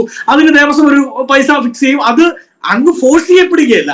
അല്ലെങ്കിൽ അങ്ങയോട് അങ്ങേക്ക് പകരമായി ഒരു കാർഡ് തരാമെന്നല്ല പറയുന്നത്, അയ്യപ്പന്റെ കടാക്ഷമാണ് കിട്ടുന്നത്, അല്ലാതെ കാർഡല്ല, സർക്കാർ അടിച്ചു കൊടുക്കുന്ന കാർഡല്ല കിട്ടുക. അങ്ങനെ സർക്കാർ diamond guard, gold guard, Fronx guard, ആ കാർഡ് ഈ കാർഡ് എന്ന് പറയുന്ന സംവിധാനം നടപ്പിലാക്കുന്ന ഒരു പിലിഗ്രിം ടൂറിസവും വസന്ത് ഒരു കാര്യം കൂടി, അതായത് ഹൈക്കോടതിയുടെ ഉത്തരവ് തന്നെയുണ്ട്. സോപാനത്തിൽ പോലും ഭക്തർക്ക് പ്രത്യേക പ്രിവിലേജ് കൊടുക്കരുത് എന്ന്, അധിക നേരം ആരെയും അവിടെ നിർത്തരുത്. VVIPകൾക്ക് പോലും സോപാനത്ത് അധിക സമയം നിൽക്കാനുള്ള അനുമതി നൽകുന്നില്ല. ഹൈക്കോടതി കൃത്യമായിട്ട് അത് പറഞ്ഞിട്ടുണ്ട്. ഹൈക്കോടതി അങ്ങനെയുള്ള പ്രത്യേക സന്ദർശനങ്ങൾ, പ്രത്യേക ദർശനങ്ങൾ വിലക്കിയിട്ടുണ്ട്. അവിടെ എങ്ങനെയാണ് ഇങ്ങനെ ഈ പ്ലാറ്റിനം കാർഡും അതുപോലെ ഡയമണ്ട് കാർഡും ഒക്കെ വരുന്നത്? ആരെങ്കിലും കോടതിയെ സമീപിക്കുകയാണെങ്കിൽ എടുത്ത് തോട്ടിലെറിയും, ഒരു സംശയമില്ല അക്കാര്യത്തിൽ. മാത്രമല്ല ശ്രീ അനിൽ നമ്പ്യാർ, നേരത്തെ BJP പ്രതിനിധി സിന്ധുമോൾ ചോദിച്ചത്, നിങ്ങൾ ഈ പറയുന്ന ഇടതുപക്ഷം എന്ന് പറയുന്ന സംവിധാനം നിങ്ങൾ ഇക്വാലിറ്റിക്ക് വേണ്ടി നിൽക്കുന്നവരാണല്ലോ എന്നാണ്. അത് മാറ്റി നിർത്തിയേക്കൂ. എല്ലാ ദൈവങ്ങളും, ഇപ്പൊ ക്രിസ്ത്യാനിറ്റി ആവട്ടെ, ഹിന്ദു ആവട്ടെ, മുസ്ലിം ആവട്ടെ, എല്ലാ ദൈവങ്ങളും ഇക്വാലിറ്റിക്ക് വേണ്ടി നിൽക്കുന്നവരാണ്. അവരെല്ലാവരും, ഇപ്പം ക്രിസ്തു ആവട്ടെ, അല്ലെങ്കിൽ നബി ആവട്ടെ, അല്ലെങ്കിൽ അയ്യപ്പനാവട്ടെ, ശിവനാവട്ടെ, ഇവരെല്ലാം നമ്മളെല്ലാം ഒന്നായി കാണുന്നു എന്നതാണ് നമ്മുടെ എല്ലാവരുടെയും സങ്കല്പം. അപ്പൊ ഞാൻ ചോദിക്കട്ടെ, നിങ്ങളുടെ പ്ലാറ്റിനം കാർഡുമായിട്ട് ചെല്ലുന്നവർ അരമണിക്കൂർ കൂടുതൽ അവിടെ നിന്നാൽ, അയ്യപ്പൻ ഇത് കാർഡ് എടുത്ത് നോക്കിയിട്ട് ഇത് പിണറായി വിജയൻ കൊടുത്തു വിട്ടേക്കുന്ന കാർഡാണ്, അവർ അരമണിക്കൂർ കൂടുതൽ നിന്നു, കൂടുതൽ അനുഗ്രഹം അവർക്ക് കൊടുത്തേക്കാം, അരവണ പായസത്തിൽ കുറച്ചുകൂടി ശർക്കര കൂടുതൽ ഇട്ടേക്കൂ എന്ന് അവിടേക്ക് അയ്യപ്പൻ നിർദ്ദേശം കൊടുക്കും എന്നാണോ ഈ മണ്ടന്മാർ, ഈ ബോഷ്ക് വിശ്വാസികൾ, ഈ മടയന്മാർ, വിവരമില്ലാത്തവന്മാർ, ഉളുപ്പില്ലാത്തവന്മാർ വിചാരിച്ചിരിക്കുന്നത് എന്നുള്ള പ്രധാനപ്പെട്ട ചോദ്യമല്ലേ? ഇവരെന്ത് ഇക്വാലിറ്റി അവിടെ നടപ്പിലാക്കാൻ പോകുന്നത്? രണ്ട് പ്രധാനപ്പെട്ട, ഇപ്പൊ നേരത്തെ MJ പറഞ്ഞു, ഞാൻ MJയുടെ സീനിയോറിറ്റി ഒന്നും ചെറുതായി കാണുന്നില്ല. നേരത്തെ MJ പറഞ്ഞ എന്താണ്, ഇത് ശബരിമല ക്ഷേത്രവുമായി നിങ്ങൾ കൂട്ടി നടക്കണ്ട, ഇത് പമ്പയിൽ നടക്കുന്ന അയ്യപ്പ സംഗമമാണ്. ഞാൻ ചോദിക്കട്ടെ ശ്രീ MJ, പമ്പയിൽ നിങ്ങളുടെ CPM-ന്റെ സംസ്ഥാന സമ്മേളനത്തിൽ പങ്കെടുക്കാൻ വരുന്നവരുടെ മീറ്റിംഗ് അല്ല, നിങ്ങളുടെ ഓഫീസിലേക്ക് ജാഥ നടത്തുന്നവരുടെ പരിപാടിയല്ല, പിണറായി വിജയൻ അഭിവാദ്യം അർപ്പിക്കാൻ വരുന്നതിന്റെ പരിപാടിയല്ല. അയ്യപ്പനുമായി ബന്ധപ്പെട്ട് ഞാൻ എല്ലാ വിശ്വാസങ്ങളും ബഹുമാനിച്ചും കൊണ്ട് പറയാണ്, ശ്രീ അയ്യപ്പനുമായി ബന്ധപ്പെട്ട്, ശ്രീ ശാസ്താവുമായി ബന്ധപ്പെട്ട് ലോകത്തിന്റെ കോണിൽ എവിടെയെങ്കിലും ഒരു പരിപാടി നടന്നാൽ 1+1 2 പേർ ചേർന്ന് നിന്നാൽ അത് ശബരിമല എന്ന് പറയുന്ന ആ പുണ്യപൂങ്കാവനത്തിന്റെ തേജസ് ഒന്നുകൊണ്ട് മാത്രമാണ്. അങ്ങനെ അല്ലാതെ ഒരിടത്തും ആർക്കും ചേർന്ന് നിൽക്കാൻ പറ്റില്ല. നിങ്ങളുടെ AKG സെന്ററിൽ നാളെ നിങ്ങൾ അയ്യപ്പ സംഗമം നടത്തിയാലും അതിന്റെ മൂല കാരണം, അതിന്റെ ബേസിക് അട്രാക്ഷൻ എന്ന് പറയുന്നത് ആ പുണ്യപൂങ്കാവനവും അവിടെയുള്ള ശാസ്താവുമാണ്. ആ ശാസ്താവിനെ മാറ്റി നിർത്തിക്കൊണ്ട് ഞങ്ങൾ ഇതേ പമ്പയിലാണ് നടത്തുന്നത് എന്ന് പറഞ്ഞാൽ അത് നടപ്പിലാകുമോ? ഇനി ബേസിക് അമ്യൂണിറ്റികൾ കൊടുക്കണ്ടേ? എരുമേലിയിൽ ഞാൻ പറഞ്ഞില്ല, എന്റെ നാട്ടിൽ നിന്ന് 10 കിലോമീറ്റർ 12 കിലോമീറ്റർ അപ്പുറത്താണ് ഈ എരുമേലി. ഈ എരുമേലിയിൽ 2 ബസ് ഒരുമിച്ച് പോയാൽ ബ്ലോക്ക് ഉണ്ടാവും. 2 ബസ് ഒരുമിച്ച് പോയാൽ മതി, അവിടെ ബ്ലോക്ക് ഉണ്ടാവും. എന്ത് ബേസിക് അമ്യൂണിറ്റിയാണ് നിങ്ങൾ ഇത്രയും കാലത്തിനുള്ളിൽ അവിടെ ഉണ്ടാക്കി വെച്ചത്? എന്താണ് നിങ്ങൾ ചെയ്തിരിക്കുന്നത്? ഇനി ഈ കാർഡ് ആർക്കൊക്കെയാണ് പർച്ചേസ് ചെയ്യാൻ പറ്റുക? 3 കോടി 4 കോടി ഉള്ളവർക്കാണ്. അവരെങ്ങനെ പർച്ചേസ് ചെയ്യണം? സംസ്ഥാന സർക്കാരിന്റെ മുമ്പിൽ വന്ന് താണ് വീട് കുമ്പിട്ട് ആരാധിക്കണോ, അതോ നിങ്ങളുടെ ഏതെങ്കിലും വെബ്സൈറ്റിലൂടെ കടന്നു പോകണോ? ഇപ്പോൾ ഇവർ പറയുന്നത്, ശ്രീ അനിൽ നമ്പ്യാർ, അയ്യപ്പനെ കാണണമെങ്കിൽ, ശ്രീ ശബരിമല ശാസ്താവിനെ വണങ്ങണമെങ്കിൽ ഏറ്റവും ആദ്യം പിണറായി വിജയനെ വണങ്ങണം. സംസ്ഥാന സർക്കാരിന്റെ ഏതെങ്കിലും വെബ്സൈറ്റിൽ പോയി വണങ്ങി കാർഡ് വന്ദിച്ച് കുമ്പിട്ട് അവിടെ നിന്ന് കാർഡ് മേടിച്ചിട്ട് വേണം അയ്യപ്പന്റെ അടുത്തേക്ക് ചെല്ലാൻ എന്നാണ്. അങ്ങനെ ചെല്ലുമ്പോൾ ഈ കാർഡ് മേടിക്കാൻ പറ്റാത്ത, ചെരുപ്പിടാതെ കിലോമീറ്ററുകളോളം ഇരുമുടിക്കെട്ടും തലയിൽ വെച്ച് നടന്നു പോകുന്ന സാധാരണക്കാരായ അയ്യപ്പ ഭക്തരുണ്ട്. അവരുടെ ഇടയിലേക്കായിരിക്കും 4 കോടിയും 5 കോടിയും മേടിച്ച് BMW-ലും ബെൻസയിലും വന്നവൻ മാറി നിൽക്കുക എന്ന് പറഞ്ഞ് അവരെ മാറ്റി നിർത്തി പോലീസ് പ്രൊട്ടക്ഷന് അയ്യപ്പനെ കാണാൻ പോകുന്നത്. അയ്യപ്പൻ അവരെ കാണില്ല, അവർ അയ്യപ്പനെ കാണുമായിരിക്കും. അയ്യപ്പൻ അവരെ കാണില്ല എന്നതിൽ എനിക്ക് സംശയമൊന്നും. ഞാനൊരു ക്രിസ്തീയ വിശ്വാസിയാണ്, പക്ഷേ അങ്ങേക്ക് അറിയാമല്ലോ. പക്ഷേ എത്രയോ കാലങ്ങളായി, എന്റെ ചെറുപ്പകാലം തൊട്ട് ഈ 30-40 കിലോമീറ്റർ അപ്പുറത്തുള്ള ഈ ശാസ്താവിനെ കാണാൻ വരുന്ന ഭക്തന്മാരെ ഞാൻ കാണുന്നതാണ്.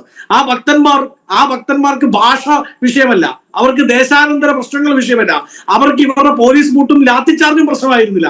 ഇപ്പോൾ അവർക്ക് മുമ്പിലേക്ക് കോടികൾ, ഇതാണ് അയ്യപ്പനെ കാണാനുള്ള മാനദണ്ഡം എന്ന് പറഞ്ഞു വെച്ചാൽ അത് അവർക്ക് പ്രശ്നമാകും. സാധാരണക്കാരാണ് കോടികൾ ഏർപ്പെടുത്തിയിരിക്കുന്നത് സമത്വത്തിന് വേണ്ടി വാദിക്കുന്നവർ അല്ലേ? അതെ, അങ്ങനെ പറയുന്നത്. CPM corporate party of Marxist എന്നായി മാറിയിട്ടുണ്ട് അനിൽ നമ്പ്യാർ. അതിന്റെ ഭാഗമാണ് ഇത്. ഇതൊരു ആഗോള വിനോദസഞ്ചാര കേന്ദ്രമാക്കുക എന്നതാണ് ഇവരുടെ അജണ്ട. മാത്രമല്ല അവിടെ എരുമേലിയിൽ ഒരു വിമാനത്താവളം വരുന്നുണ്ടല്ലോ.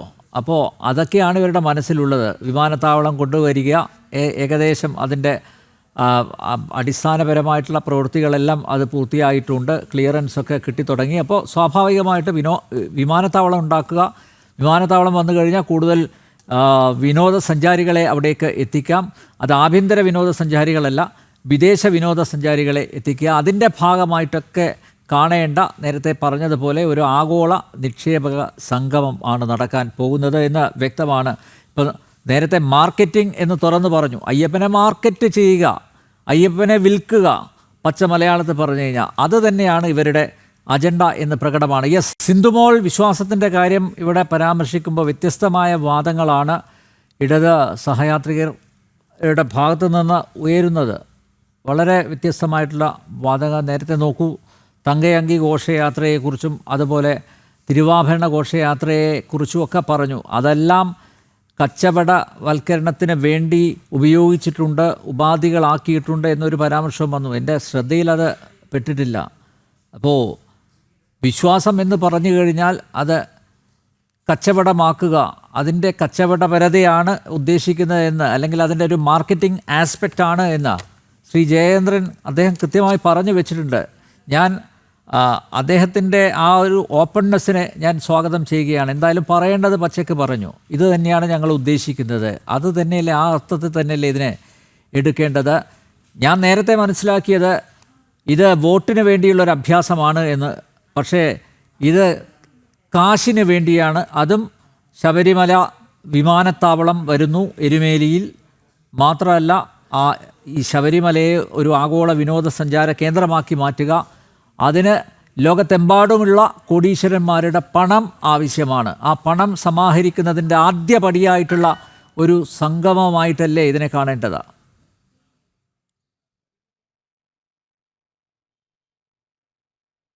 തീർച്ചയായിട്ടും അനിൽ, ഇവിടെ ശ്രീ ജയചന്ദ്രൻ സർ പറഞ്ഞത്, അദ്ദേഹം പറഞ്ഞത് ഇത് ശബരിമലയിലല്ല നടക്കുന്നത്, പമ്പയിലാണ്. അദ്ദേഹം പോയിട്ടുണ്ടോ എന്ന് എനിക്കറിയില്ല. എന്തായാലും പമ്പയിലെത്താതെ സന്നിധാനത്തേക്ക് പോകാൻ സാധിക്കില്ല എന്നെല്ലാവർക്കും അറിയാം. പമ്പ ഗണപതിയെ വണങ്ങിക്കൊണ്ടാണ് ശബരിമല ശാസ്താവിൻ്റെ അടുത്തേക്ക് പോകുന്നത് എന്ന് ഈ നാട്ടിലെ ഏത് കൊച്ചുകുട്ടിക്കും അറിയാം. അദ്ദേഹം എത്ര ബാലിശമായിട്ടാണ് ഇതൊക്കെ പറയുന്നതെന്ന് കേട്ടപ്പോൾ സത്യത്തിൽ എനിക്ക് ചിരി വന്നു. പിന്നെ പറഞ്ഞു, തങ്കയങ്കി ഘോഷയാത്രയാണോ തിരുവാഭരണ ഘോഷയാത്രയാണോ അറിയില്ല, ഇവിടുന്ന് പുറപ്പെട്ട് വേറെ സ്ഥലത്തേക്ക് പോയിട്ടുണ്ടെന്നൊക്കെ പറയുന്നുണ്ട്. പോയിട്ടുള്ള താങ്കൾ തന്നെ ഇത് പറയും, അല്ല പോയിട്ടുള്ള അങ്ങ് തന്നെ ഇത് പറയുമ്പോഴാണ് എനിക്ക് അത്ഭുതം തോന്നുന്നത്.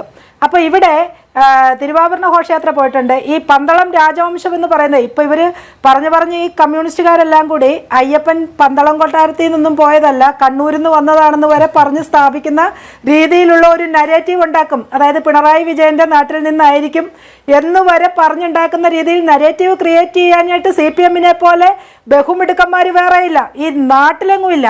അപ്പോൾ അയ്യപ്പൻ എന്ന് പറയുന്നത് പന്തളം രാജവംശത്തിലേക്ക് വന്നപ്പോൾ തന്നെ ജയചന്ദ്രൻ സാറിൻ്റെ ഒരു രീതിയൊക്കെ മാറി. അത് അവിടുന്ന് വന്നതാണ്, തമിഴ്നാട്ടിൽ പോയിട്ടുണ്ട്, ആന്ധ്രയിൽ പോയിട്ടുണ്ട് എന്നൊക്കെ പറഞ്ഞ് വരികയാണ്. അവരേത് കാലഘട്ടത്തിൽ വന്നതാണെന്നൊക്കെ ചരിത്രം പരിശോധിച്ചാൽ അറിയാൻ സാധിക്കും. ഇന്നോ ഇന്നലെയോ തുടങ്ങിയത് ഒന്നുമല്ല തങ്കയങ്കി ഘോഷയാത്രയും തിരുവാഭരണ ഘോഷയാത്രയും. എത്രയോ കാലങ്ങളായിട്ട് ഇവിടുത്തെ ഭക്തർ ഏറ്റെടുത്ത് നടത്തുന്നതാണ് ശ്രീ ജയചന്ദ്രൻ സാർ. മറ്റൊന്ന്, നിങ്ങളിവിടെ ഇത് പൈസ തട്ടിപ്പിന് വേണ്ടി മാത്രം കൊണ്ടുവരുന്നതെന്ന് ഇവിടെ വ്യക്തമാണ്. പൈസ തട്ടിപ്പിന് വേണ്ടി മാത്രമാണ്. അല്ലെങ്കിൽ നിങ്ങൾ ആദ്യം പരിഹരിക്കേണ്ടതൊക്കെ ആരുടെ പ്രശ്നങ്ങളാണ്? 18 മലകളിലായിട്ട് മലയരന്മാർ ജീവിക്കുന്നുണ്ട്. നിങ്ങൾ അവരുടെ പ്രശ്നത്തിൽ ദേവസ്വം ബോർഡോ ഈ സർക്കാരോ അവരുടെ പ്രശ്നത്തിൽ ഇടപെട്ടിട്ടുണ്ടോ? കാനനപാത അടച്ചുപൂട്ടുന്നു. ആ കാനനപാതയിൽ കൂടി പോകുമ്പോൾ എത്ര ക്ഷേത്രങ്ങളുണ്ട് സാർ? മലയരന്മാർ പൂജ നടത്തുന്ന എത്ര ക്ഷേത്രങ്ങളുണ്ട്? ആ ക്ഷേത്രങ്ങളൊക്കെ അവരുടെ ഒരു ജീവിതത്തിൽ ഒരു കാര്യം ഇത് പറഞ്ഞു കഴിഞ്ഞാൽ അവരുടെ ജീവിതത്തിൻ്റെ ഒരു ഭാഗമാണ്. അവരുടെ ജീവിതത്തിൽ എന്തെങ്കിലും ഒരു വരുമാനം കൊടുക്കുന്ന ഭാഗം കൂടിയാണ്. നിങ്ങൾ അതൊക്കെ അടച്ചുപൂട്ടുന്നു. മലയരയന്മാർക്ക് പൂജ ചെയ്യാനും മറ്റുമുള്ള അവകാശങ്ങൾക്ക് വേണ്ടിയിട്ട് അവർ സർക്കാരിനെ ഉൾപ്പെടെ സമീപിച്ചിട്ടുണ്ട്. ശബരിമലയിൽ അവർക്കും കൂടി അവകാശം വേണമെന്ന് പറഞ്ഞിട്ട് നിങ്ങൾ ആരെങ്കിലും ഒരക്ഷരം പറഞ്ഞിട്ടുണ്ടോ? അപ്പോൾ ഇത്തരം അടിസ്ഥാനപരമായ മേഖല അവിടെ നമുക്കറിയാം, കലാകാലങ്ങളായിട്ട് അവിടെ മലയരയന്മാരാണ് അവിടെ മകരവിളക്ക് തെളിക്കുന്നത്, മറ്റു കാര്യങ്ങൾ എല്ലാവർക്കും അറിയാം. പക്ഷെ ഇവരുടെ ഒന്നും പ്രശ്നത്തിൽ അടിസ്ഥാനപരമായ പ്രശ്നങ്ങളിൽ നിങ്ങൾ അവിടെ ഒന്നും ഇടപെടുന്നില്ല. നിങ്ങൾക്കിതെല്ലാം പണം ഉണ്ടാക്കാനുള്ള ഒരു മാർഗമാണ് അയ്യപ്പനെ കച്ചവടം ചെയ്യുക. കാനനവാസൻ എന്നാണ് പറയുന്നത്. താങ്കളും താങ്കളുടെ പാർട്ടിയും അവിടെ വികസനം കൊണ്ടുവന്ന് അദ്ദേഹത്തെ ഒരു ടൗൺഷിപ്പിന്റെ ഭാഗമാക്കി മാറ്റാൻ പോവുകയാണോ? ജനങ്ങൾ അവിടെ പോകുന്നത് അയ്യപ്പ കാനനവാസ എന്ന് പറഞ്ഞുകൊണ്ട് പോകുന്നത് ആ ഒരു ഫീലിംഗ് ഉൾക്കൊണ്ടുകൊണ്ടാണ് ശ്രീ ജയചന്ദ്രൻ സാർ.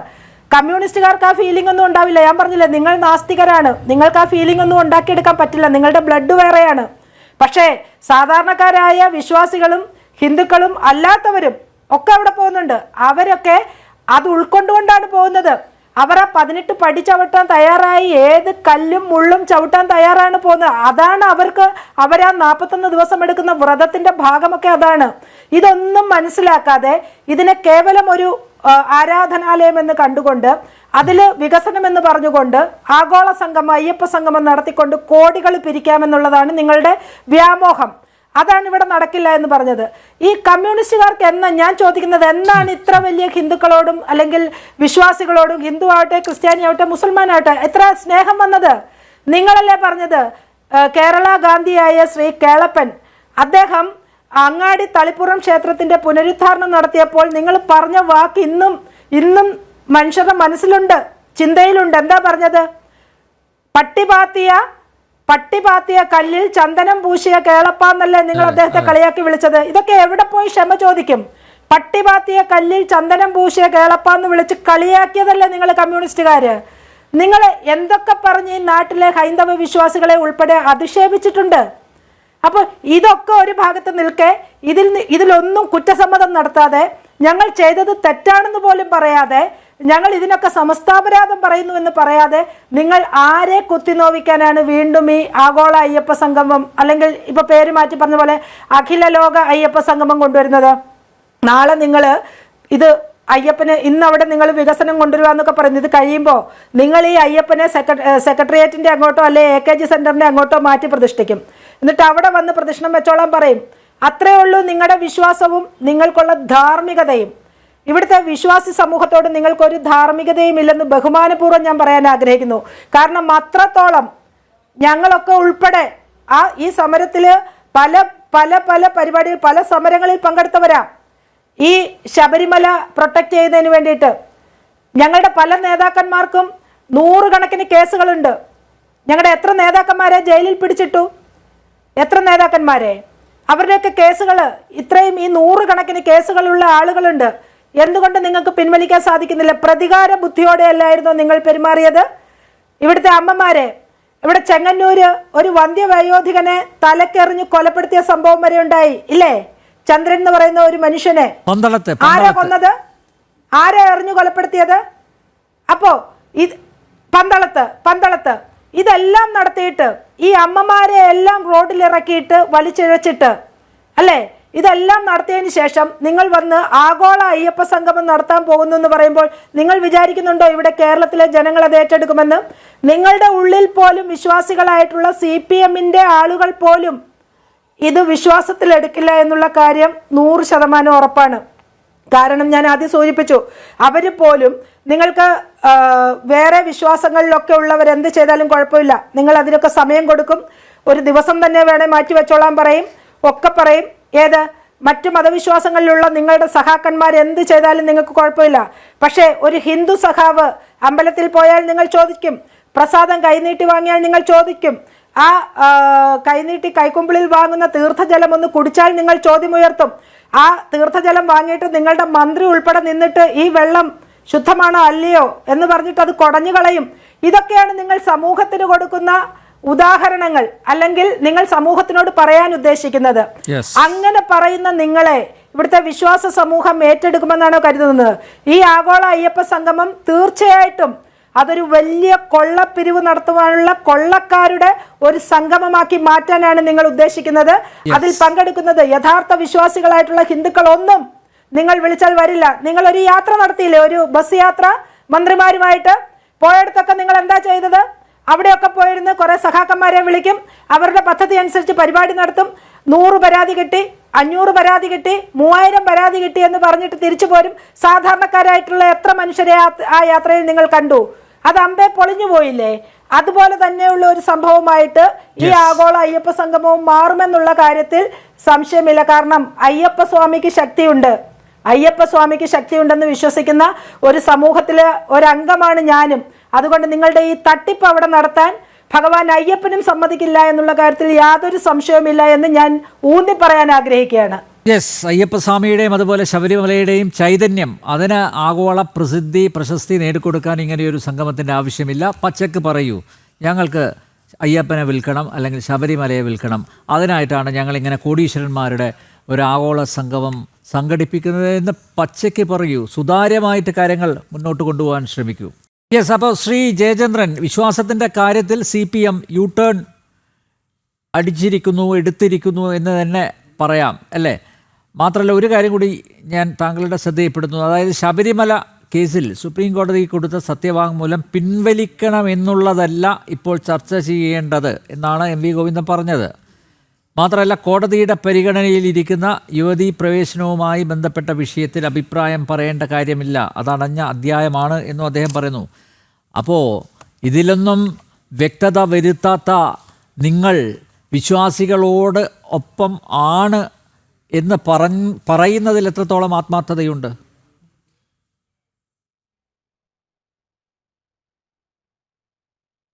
അതെ, അത് അത്തരത്തിലുള്ള ചോദ്യങ്ങൾ പ്രസക്തമാണ് നമ്പ്യാർ. ഞാനും അത് താങ്കളുടെ ആ ചോദ്യം സ്വാഗതം ചെയ്യുന്നു. താങ്കളുടെ ആ ചോദ്യം പ്രസക്തം തന്നെയാണ്. മറ്റ് താങ്കൾ മുമ്പ് ചോദിച്ച രാഷ്ട്രീയ ചോദ്യങ്ങൾ പോലെയല്ല ഈ ചോദ്യം. അതിന് മറുപടിയായി എനിക്ക് ഇന്നലെ പന്തളം കൊട്ടാരം ഒരു പ്രസ് റിലീസ് ഇറക്കിയിരുന്നു. അങ്ങയുടെ കയ്യിലും അത് ഉണ്ടാവുമെന്ന് ഞാൻ വിചാരിക്കുകയാണ്. ഒരുപാടില്ല, കുറച്ചേ ഉള്ളൂ, ഒരു 1.5 മിനിറ്റ് വായിക്കാനുള്ളതേ ഉള്ളൂ. അതിങ്ങനെയാണ്: 2025 സെപ്റ്റംബർ 20 പമ്പയിൽ സർക്കാരും ദേവസ്വം ബോർഡും ചേർന്ന് നടത്താൻ പോകുന്ന ആഗോള അയ്യപ്പ സംഗമം കൊണ്ട് സാധാരണ അയ്യപ്പ ഭക്തർക്ക് എന്ത് ഗുണമാണ് ഉണ്ടാകാൻ പോകുന്നതെന്ന് വ്യക്തമായി ഭക്തജനങ്ങളെ ധരിപ്പിക്കേണ്ട ഉത്തരവാദിത്വം ബന്ധപ്പെട്ടവർക്ക് ഉണ്ടാകണം. വളരെ പ്രസക്തമായ നിലപാടാണ്. അടുത്തത്, 2018 നാമജപ ഘോഷയാത്രകളിൽ പങ്കെടുത്ത ഭക്തജനങ്ങൾക്ക് മേൽ സ്വീകരിച്ച നടപടികൾ, പോലീസ് കേസുകൾ എന്നിവ എത്രയും പെട്ടെന്ന് പിൻവലിക്കണം എന്നതുമാണ് പന്തളം കൊട്ടാരം ആവശ്യപ്പെടുന്നത്. ഇനി ഒരിക്കലും ഭക്തജനങ്ങൾക്കും അവരുടെ വിശ്വാസങ്ങൾക്കുമേൽ 2018 സ്വീകരിച്ചതുപോലെയുള്ള നടപടികൾ ഉണ്ടാക്കില്ല എന്ന ഉറപ്പും ഭക്തജനങ്ങൾക്ക് നൽകാൻ സർക്കാരും ദേവസ്വം ബോർഡും തയ്യാറാകണം. ഭക്തജന സമൂഹത്തിൻ്റെ അഭിപ്രായങ്ങൾ കേൾക്കുവാനും അവരെ വിശ്വാസത്തിലെടുത്തും അവരുടെ അഭിപ്രായങ്ങൾ കൂടി കേട്ട് വിശ്വാസികളുടെ വിശ്വാസങ്ങൾക്ക് കോട്ടം വരാതെ സംരക്ഷിച്ചെങ്കിൽ മാത്രമേ ഈ അയ്യപ്പ സംഗമം കൊണ്ട് അതിൻ്റെ എല്ലാ ഉദ്ദേശങ്ങളും സാധൂകരിക്കൂ. യുവതീ പ്രവേശന വിഷയത്തിൽ സുപ്രീം കോടതിയിൽ സർക്കാരും ദേവസ്വം ബോർഡും നിലപാട് തിരുത്തി ആചാരം സംരക്ഷിക്കുന്നതിന് വേണ്ട രീതിയിലുള്ള മാറ്റം വരുത്തണമെന്നും ആവശ്യപ്പെടുന്നു. കൊട്ടാരത്തിന് ഈ കാര്യങ്ങളിലൊന്നും ഒരു രാഷ്ട്രീയവും ഇല്ല. ആചാരം സംരക്ഷിക്കുന്നതിന് ഭക്തജനങ്ങൾക്കൊപ്പം എക്കാലവും കൊട്ടാരം ഉണ്ടാകും. Secretary MRS Varma. താങ്കൾ ഈ പറഞ്ഞ ചോദ്യങ്ങളുടെ എല്ലാം ഒരു സംക്ഷിപ്തം ഇവരുടെ ഈ നിലപാടിലുണ്ട് എന്ന് ഞാൻ മനസ്സിലാക്കുന്നു. അവർ ഈ അയ്യപ്പ സംഗമത്തിനല്ല എതിരായി നിൽക്കുന്നത്. 2018 ഇഷ്യൂസുമായി ബന്ധപ്പെട്ട് അവരുടെ ചില സീരിയസ് കൺസേൺസ്, കാരണം ശബരിമല ക്ഷേത്രത്തിൻ്റെ ഉടമസ്ഥർ എന്ന് പറയുന്നത് പന്തളം കൊട്ടാരമാണ്. ഇപ്പോൾ ബഹുമാന്യായ അഡ്വക്കേറ്റ് TP സിന്ധുമോൾ പറഞ്ഞതുപോലെ രേഖകൾ കാണില്ല. അയ്യപ്പ സംഗമത്തിന് എതിരാണ്. കാരണം അതിൻ്റെ കച്ചവട പരത അത് കണ്ടുകൊണ്ട് തന്നെയാണ്, അതിൻ്റെ ആ ഒരു കൊമേഴ്സ്യൽ സ്വഭാവം അത് മനസ്സിലാക്കിക്കൊണ്ട് തന്നെയാണ് അതിനെ എതിർക്കുന്നു എന്ന് അദ്ദേഹം ഞങ്ങൾക്ക് അനുവദിച്ച അഭിമുഖത്തിൽ പറഞ്ഞത്, ശ്രീ വർമ്മ. അതുകൊണ്ട് അദ്ദേഹം പന്തളം കൊട്ടാരം ഇതിനെതിരല്ല എന്ന് പറയരുത്, തെറ്റിദ്ധരിപ്പിക്കരുത് പ്ലീസ്.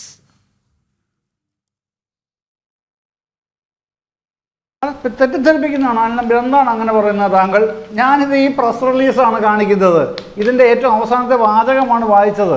അതിൽ ഒപ്പിട്ടിരിക്കുന്ന ആളുടെ പേര് MRS വർമ്മ, സെക്രട്ടറി എന്നാണ്. ഇത് ഞാനെന്തിനാണ് തെറ്റിദ്ധരിപ്പിക്കുന്നത്? എനിക്കെന്താണ് അതിനകത്ത് വെസ്റ്റഡ് ഇൻട്രസ്റ്റ്? ആഗോള അയ്യപ്പ സംഗമത്തെ ഞങ്ങൾ സ്വാഗതം ചെയ്യുന്നു, ഞങ്ങൾ അതിൽ പങ്കെടുക്കും എന്ന് പറഞ്ഞിട്ടുണ്ടോ? ഞങ്ങൾക്ക് ക്ഷണം ലഭിക്കുകയാണെങ്കിൽ ഞങ്ങൾ അതിൽ പങ്കെടുക്കും. പന്തളം കൊട്ടാരത്തിന്റെ പ്രതിനിധികൾ പങ്കെടുക്കുന്ന ഒരു എഷ്വറൻസ് ഉറപ്പ് അദ്ദേഹം തരുന്നു. പിന്നെ എങ്ങനെയാണ് അതിനെ എതിർക്കുന്നില്ല എന്ന് പറയുന്നത് താങ്കൾ? ഞാനങ്ങനെ പറഞ്ഞില്ലല്ലോ. എതിർക്കുന്നില്ല എന്ന് എങ്ങനെയാണ് പറഞ്ഞത്? ഇത് പറയുന്നതാണ്. കൊട്ടാരത്തിന് ഇക്കാര്യത്തിൽ ഒരു രാഷ്ട്രീയവുമില്ല. അല്ല, കൊട്ടാരത്തിന് ഈ കാര്യത്തിൽ ഒരു രാഷ്ട്രീയവുമില്ല. ആചാരം സംരക്ഷിക്കുന്ന ഭക്തജനങ്ങൾക്കൊപ്പം എക്കാലവും കൊട്ടാരം ഉണ്ടാകും. ഇതാണ് അദ്ദേഹം പറഞ്ഞതെന്ന് ഞാൻ പറഞ്ഞത്. അതെ, അതിലെന്താ തെറ്റ്? അദ്ദേഹം പറഞ്ഞ വാദം അതേപോലെ വായിക്കുകയാണ് ഞാൻ ചെയ്തത്. അത് ശരിയാണ്. ആചാര സംരക്ഷണത്തിന് കൂടെ ഉണ്ടാവുമെന്ന് പറഞ്ഞു കഴിഞ്ഞാൽ അയ്യപ്പ സംഗമത്തിനോടൊപ്പം ഉണ്ടാവുന്നതാണോ? അതിന് അങ്ങനെ ഒരു വ്യാഖ്യാനം എന്തിനാണ് കൊടുക്കുന്നത് ശ്രീ ജയേന്ദ്രൻ? ആചാര സംരക്ഷണത്തിന് പന്തളം കൊട്ടാരം എപ്പോഴും കൂടെ ഉണ്ടാവും എന്ന് പറഞ്ഞാൽ ആഗോള അയ്യപ്പ സംഗമത്തിനോടൊപ്പം ഉണ്ട് എന്നാണോ? അതെങ്ങനെയാ നിങ്ങൾ അങ്ങനെ വായിക്കുന്നത്?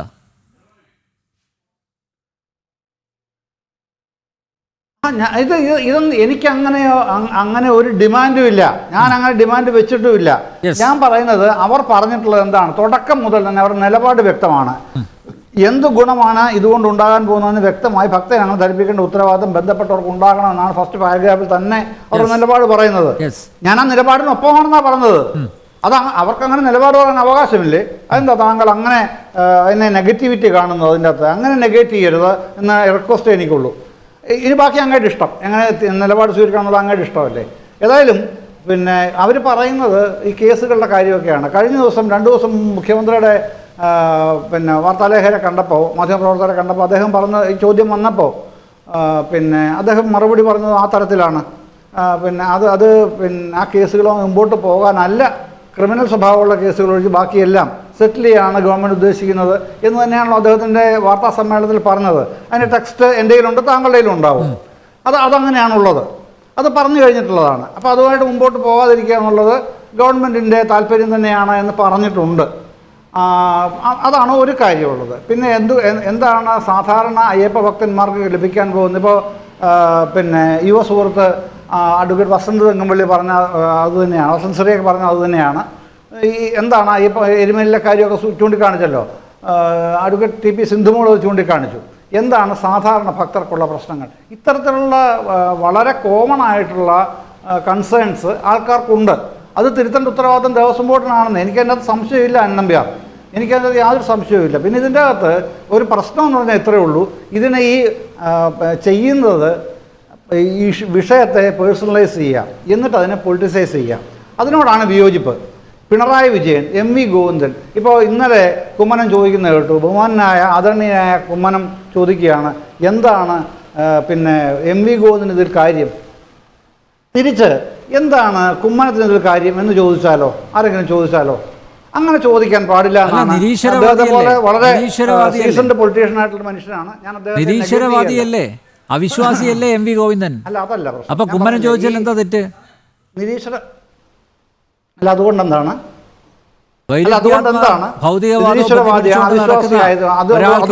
ശബരിമലയുടെയും അതുപോലെ വിശ്വാസികളുടെയും കാര്യത്തിൽ എന്താണ് ഇത്ര താല്പര്യം? സ്വാഭാവികമായും സംശയങ്ങൾ ഉയരും. ആ സംശയമാണ് ആരാധ്യനായ കുമ്മനം രാജശേഖരൻ പങ്കുവച്ചത്. അതിലെന്താണ് തെറ്റ്? ശ്രീ ജയചന്ദ്രൻ, ഞാൻ താങ്കളോട് ചോദിച്ചത്, അതായത് വിശ്വാസികൾക്കൊപ്പമാണ് എന്ന് ആവർത്തിച്ചു പറയുന്ന എം വി ഗോവിന്ദൻ എന്തുകൊണ്ട് ഈ ശബരിമല കേസിൽ സുപ്രീം കോടതിയിൽ കൊടുത്ത സത്യവാങ്മൂലം പിൻവലിക്കണമെന്നുള്ളതല്ല ഇപ്പോൾ ചർച്ച ചെയ്യേണ്ടത് എന്ന് പറയുന്നു. അതിൽ അദ്ദേഹം മൗനം ഭജിക്കുകയാണ്. മാത്രമല്ല, യുവതീ പ്രവേശനവുമായിട്ട് ബന്ധപ്പെട്ട വിഷയത്തിൽ അഭിപ്രായം പറയേണ്ട കാര്യമില്ല. എന്തുകൊണ്ട് പറയേണ്ട കാര്യമില്ല? വിശ്വാസികൾക്കൊപ്പമാണ് എന്ന് പറയുമ്പോൾ ഈ ചോദ്യങ്ങൾക്ക് മറുപടി പറയാനുള്ള ബാധ്യത അദ്ദേഹത്തിനില്ലേ? ശ്രീ ജയേന്ദ്രൻ, അതിലല്ലേ വ്യക്തത വരുത്തേണ്ടത്? CPM സംസ്ഥാന സെക്രട്ടറി എം വി ഗോവിന്ദൻ ആദ്യം വ്യക്തത വരുത്തേണ്ടത് അതിലല്ലേ? അതായത് ഈ സുപ്രീം കോടതിയിൽ കൊടുത്ത എഫിഡവിറ്റ് സത്യവാങ്മൂലം പിൻവലിക്കുമോ? എങ്കിൽ മാത്രമല്ലേ സാർ വിശ്വാസികൾക്ക് ഈ പറയുന്നതിൽ വിശ്വാസം വരുള്ളൂ. എം വി ഗോവിന്ദനെയും അദ്ദേഹത്തിൻ്റെ പ്രസ്ഥാനത്തെയും സർക്കാരെയും വിശ്വാസികൾ വിശ്വസിക്കണമെങ്കിൽ ഇതിലൊരു ക്ലാരിറ്റി വരുത്തണ്ടേ? അതിലെന്തുകൊണ്ട് ക്ലാരിറ്റി വരുത്താതെ എം വി ഗോവിന്ദൻ ഒളിച്ചോടുന്നു?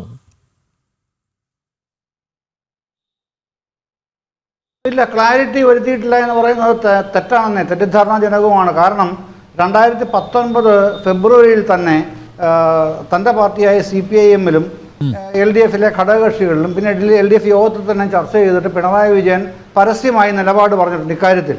ശബരിമല ആ പ്രശ്നത്തിൽ ഇനി കോടതിയുടെ ഉത്തരവ് വരികയാണെങ്കിൽ, കാരണം ഇതിപ്പോൾ സുപ്രീം കോടതി വിശാലമായ 9 അംഗ ഭരണഘടനാ ബെഞ്ചിന് മുമ്പിൽ നിൽക്കുകയാണ്. അവിടെ നിന്ന് ഉത്തരവ് വരികയാണെങ്കിൽ എന്ത് ഉത്തരവും ആയിക്കോട്ടെ, അത് വിശ്വാസ സമൂഹവുമായി ചർച്ച ചെയ്തതിന് ശേഷമേ സർക്കാർ നടപ്പാക്കുകയുള്ളൂ എന്ന് അസന്നിഗ്ധമായി പറഞ്ഞു കഴിഞ്ഞിട്ടുണ്ട് പിണറായി വിജയൻ 2019 ഫെബ്രുവരിയിൽ തന്നെ. അത് പിന്നെ സർക്കാരിൻ്റെയും മുന്നണിയുടെയും നിലപാടാണ്, ഒപ്പം പാർട്ടിയുടെയും നിലപാടാണത്. ആ നിലപാടിൽ നിന്ന് മാറേണ്ട കാര്യമില്ല. കാരണം ഈ പിന്നെ വിധിയിൽ സുപ്രീം കോടതി 2018 സെപ്റ്റംബർ 28 പറഞ്ഞത് എന്താണ്? പിന്നെ ഈ 10 വയസ്സിനും 50 വയസ്സിനും ഇടയ്ക്ക് പ്രായമുള്ള യുവതികൾക്ക് ശബരിമലയിൽ പ്രവേശിക്കാം എന്നായിരുന്നു വിധിവാചകം. 5-ൽ ഒരാൾ പിന്നെ മാത്രം വിയോജിപ്പെടുത്തി. പിന്നീടാണ് ആ കേസ് വിശാലമായ 9 അംഗ ഭരണഘടനാ ബെഞ്ചിലേക്ക് പോകുന്നത്. അതിപ്പോൾ അവിടെ നിൽക്കുകയാണ്. അതിൻ്റെ അകത്ത് നിലപാട് എന്താണ്? ആ നിലപാട് 2019 പറഞ്ഞു കഴിഞ്ഞിട്ടുള്ളതാണ് ഞാൻ പറയുന്നത്. പിന്നെ സർക്കാരിന്റെ നിലപാടിനകത്ത് എഫിഡവിറ്റ് സത്യവാങ്മൂലം ഞങ്ങൾ പിൻവലിക്കുന്നു. വിശ്വാസികളുടെ വികാരം മാനിച്ച്, ഭൂരിപക്ഷത്തിന്റെ വികാരം മാനിച്ച് ഞങ്ങൾ ആ എഫിഡവിറ്റ് പിൻവലിക്കുന്നു എന്ന് എന്തുകൊണ്ട് പറയുന്നില്ല? പിണറായി വിജയൻ പറഞ്ഞതൊക്കെ വിടുക. പിണറായി വിജയൻ പറഞ്ഞു, അദ്ദേഹം പലതും പറഞ്ഞിട്ടുണ്ട്, ആ പറഞ്ഞതൊക്കെ അദ്ദേഹം വിഴുങ്ങിയിട്ടുമുണ്ട്. അതൊക്കെ അവിടെ നിൽക്കട്ടെ. അങ്ങനെ നിങ്ങൾക്ക് വിശ്വാസികളോട് അല്ലെങ്കിൽ അയ്യപ്പ ഭക്തരോട് ആത്മാർത്ഥതയുണ്ടെങ്കിൽ എന്തുകൊണ്ട് ഈ എഫിഡവിറ്റ് പിൻവലിക്കുന്നില്ല? സർക്കാർ വിചാരിച്ച പോലെ സർക്കാരിന്റെ സ്റ്റാൻഡ് ഇതാണ്, ഞങ്ങളുടെ നിലപാട് ഇതാണ് എന്ന് പറയാനുള്ള ഒരു ആർജവം എന്തുകൊണ്ട് സർക്കാരിനുണ്ടാവുന്നില്ല? താങ്കളെ പോലെ താങ്കളെ പോലെ ഒരു എമിനന്റ് ജേർണലിസ്റ്റ് പറയുകയാണ് മുഖ്യമന്ത്രി പറയുന്നതൊക്കെ അവിടെ നിൽക്കട്ടെ. മുഖ്യമന്ത്രി വളരെ വിവാദപരമായി നിങ്ങളൊക്കെ പറയുന്നത് പോലെ ഭയങ്കരമായ CPM-നെ ബാധിച്ച ഒരു വിഷയത്തിൽ, ആ വിഷയത്തിലാണ് മുഖ്യമന്ത്രി നിലപാട് പറഞ്ഞത്. ആ നിലപാട് ശബരിമലയെയും അയ്യപ്പനെയും അതുപോലെ വിശ്വാസികളെയൊക്കെ പരിഹസിച്ച് പല സ്റ്റേറ്റ്മെന്റും ഇറക്കിയിട്ടുണ്ട്, പല സ്റ്റേറ്റ്മെന്റ്സും ഇറക്കിയിട്ടുണ്ട്. അതൊന്നും അയാൾ പിൻവലിച്ചിട്ടില്ല. മുഖ്യമന്ത്രി ഞാൻ ചോദിക്കുന്നത് ഇത്രയേ ഉള്ളൂ, നിങ്ങളാണ് പറയുന്നത് ഞങ്ങൾ വിശ്വാസികളോടൊപ്പമാണെന്ന്. അങ്ങനെ വിശ്വാസികളോടൊപ്പമാണെന്ന് പറയുന്നതിൽ ആത്മാർത്ഥതയുണ്ടെങ്കിൽ, നിങ്ങളുടെ സമീപനം, നിങ്ങളുടെ നിലപാട് സത്യസന്ധമാണെങ്കിൽ നിങ്ങൾ ആ അഫിഡവിറ്റ് പിൻവലിക്കേണ്ടതല്ലേ? ആ അഫിഡവിറ്റ് പിൻവലിച്ചാൽ യുവതീ പ്രവേശ വിഷയത്തിൽ സർക്കാരിൻ്റെ നിലപാട് ഇതാണ്, ഞങ്ങൾ വിശ്വാസികളോടൊപ്പമാണ് എന്ന് വിശ്വാസ സമൂഹം അംഗീകരിക്കും. ശ്രീ ജയേന്ദ്രൻ, താങ്കളോട് അല്ല, രണ്ട് അഭിഭാഷകർ ഈ നമ്മുടെ ഈ പാനലിലുണ്ട്. എങ്കിലും താങ്കളോട് ഒരു പ്രമാണം എനിക്ക് ഉന്നയിക്കേണ്ടി വരുന്നതിൽ അത്യന്തം ഖേദമുണ്ടെന്ന് പറഞ്ഞുകൊണ്ട് തന്നെ ഞാൻ പറയട്ടെ. Ignorance of law is not an excuse എന്നാണ് നിയമത്തിൻ്റെ അടിസ്ഥാന പ്രമാണം. താങ്കൾ നോക്കിക്കോളൂ, ഒരു വിശാലമായ ഭരണഘടനാ ബെഞ്ചിൻ്റെ മുമ്പിൽ കിടക്കുന്ന ഒരു കേസിൽ സംസ്ഥാന സർക്കാർ ഇങ്ങനെ തീരുമാനമെടുത്താൽ ഇതുകൊണ്ട് ഇപ്പം അങ്ങോട്ട് ചെന്നാൽ സുപ്രീം കോടതി എന്ത് ചെയ്യും? ഈ രണ്ട് അഭിഭാഷകർ പറയട്ടെ, അങ്ങനെ എടുക്കുമോ സുപ്രീം കോടതി? അങ്ങനെയാണെങ്കിൽ നടപടികളും നിയമങ്ങളും ഒന്നും അങ്ങനെയല്ല പറയുന്നത്. അങ്ങനെയാണെങ്കിൽ ഓർത്തഡോക്സ് യാക്കോബായ സഭാ തർക്കം, ആ തർക്കത്തിലൊക്കെ വളരെ ഒരു നിലപാടും എടുക്കാതെ കുറേ കാലം മാറിയിരുന്നിട്ടുണ്ടല്ലോ. അവിടെ അനിഷ്ട സംഭവങ്ങൾ ഉണ്ടാവും, ലോ ആൻഡ് ഓർഡർ ഇഷ്യൂ ഉണ്ടാവും, അതുകൊണ്ട് ഞങ്ങൾക്ക് ഇടപെടാൻ പറ്റില്ല, ഫോഴ്സിന് ഉപയോഗിക്കാൻ പറ്റില്ല എന്നൊക്കെ പറഞ്ഞ് അതൊക്കെ അവിടെ നിൽക്ക്, അതൊക്കെ അവിടെ നിൽക്ക്. അല്ല ശ്രീ ജയേന്ദ്രൻ, അതുകൊണ്ട് സർക്കാരിന് കൃത്യമായിട്ടറിയാം ഹിന്ദു സമൂഹത്തെ ബാധിക്കുന്ന വിഷയങ്ങളിൽ ഇത്തരത്തിലുള്ള ഇരട്ടത്താപ്പുകളുമായിട്ട് പോകാൻ സർക്കാരിന് നന്നായിട്ടറിയാം. അതേസമയം ന്യൂനപക്ഷ സമുദായത്തെ കൃത്യമായി പ്രീണിപ്പിക്കേണ്ട നിലപാടുകൾ, സമീപനങ്ങൾ, അതിന് വേണ്ട എല്ലാ ആയുധങ്ങളും സർക്കാരിൻ്റെ പക്കലുണ്ട്. അത് തരാതരം പ്രയോഗിക്കാൻ സർക്കാരിന് അറിയാം ശ്രീ ജയേന്ദ്രൻ. അതുകൊണ്ട് ഈ വിശ്വാസികളോടൊപ്പമാണ് എന്ന് CPM സംസ്ഥാന സെക്രട്ടറി ആവർത്തിച്ച് പറയുന്നത് പെട്ടെന്നൊന്നും വിശ്വാസി സമൂഹം വിഴുങ്ങില്ല എന്ന് മാത്രമേ പറയാൻ ഉള്ളൂ. ജന ഡിബേറ്റ് ഇവിടെ പൂർണ്ണമാകുന്നു. ചർച്ചയിൽ പങ്കെടുത്ത എല്ലാ അതിഥികൾക്കും നന്ദിയൊപ്പം പ്രേക്ഷകർക്കും.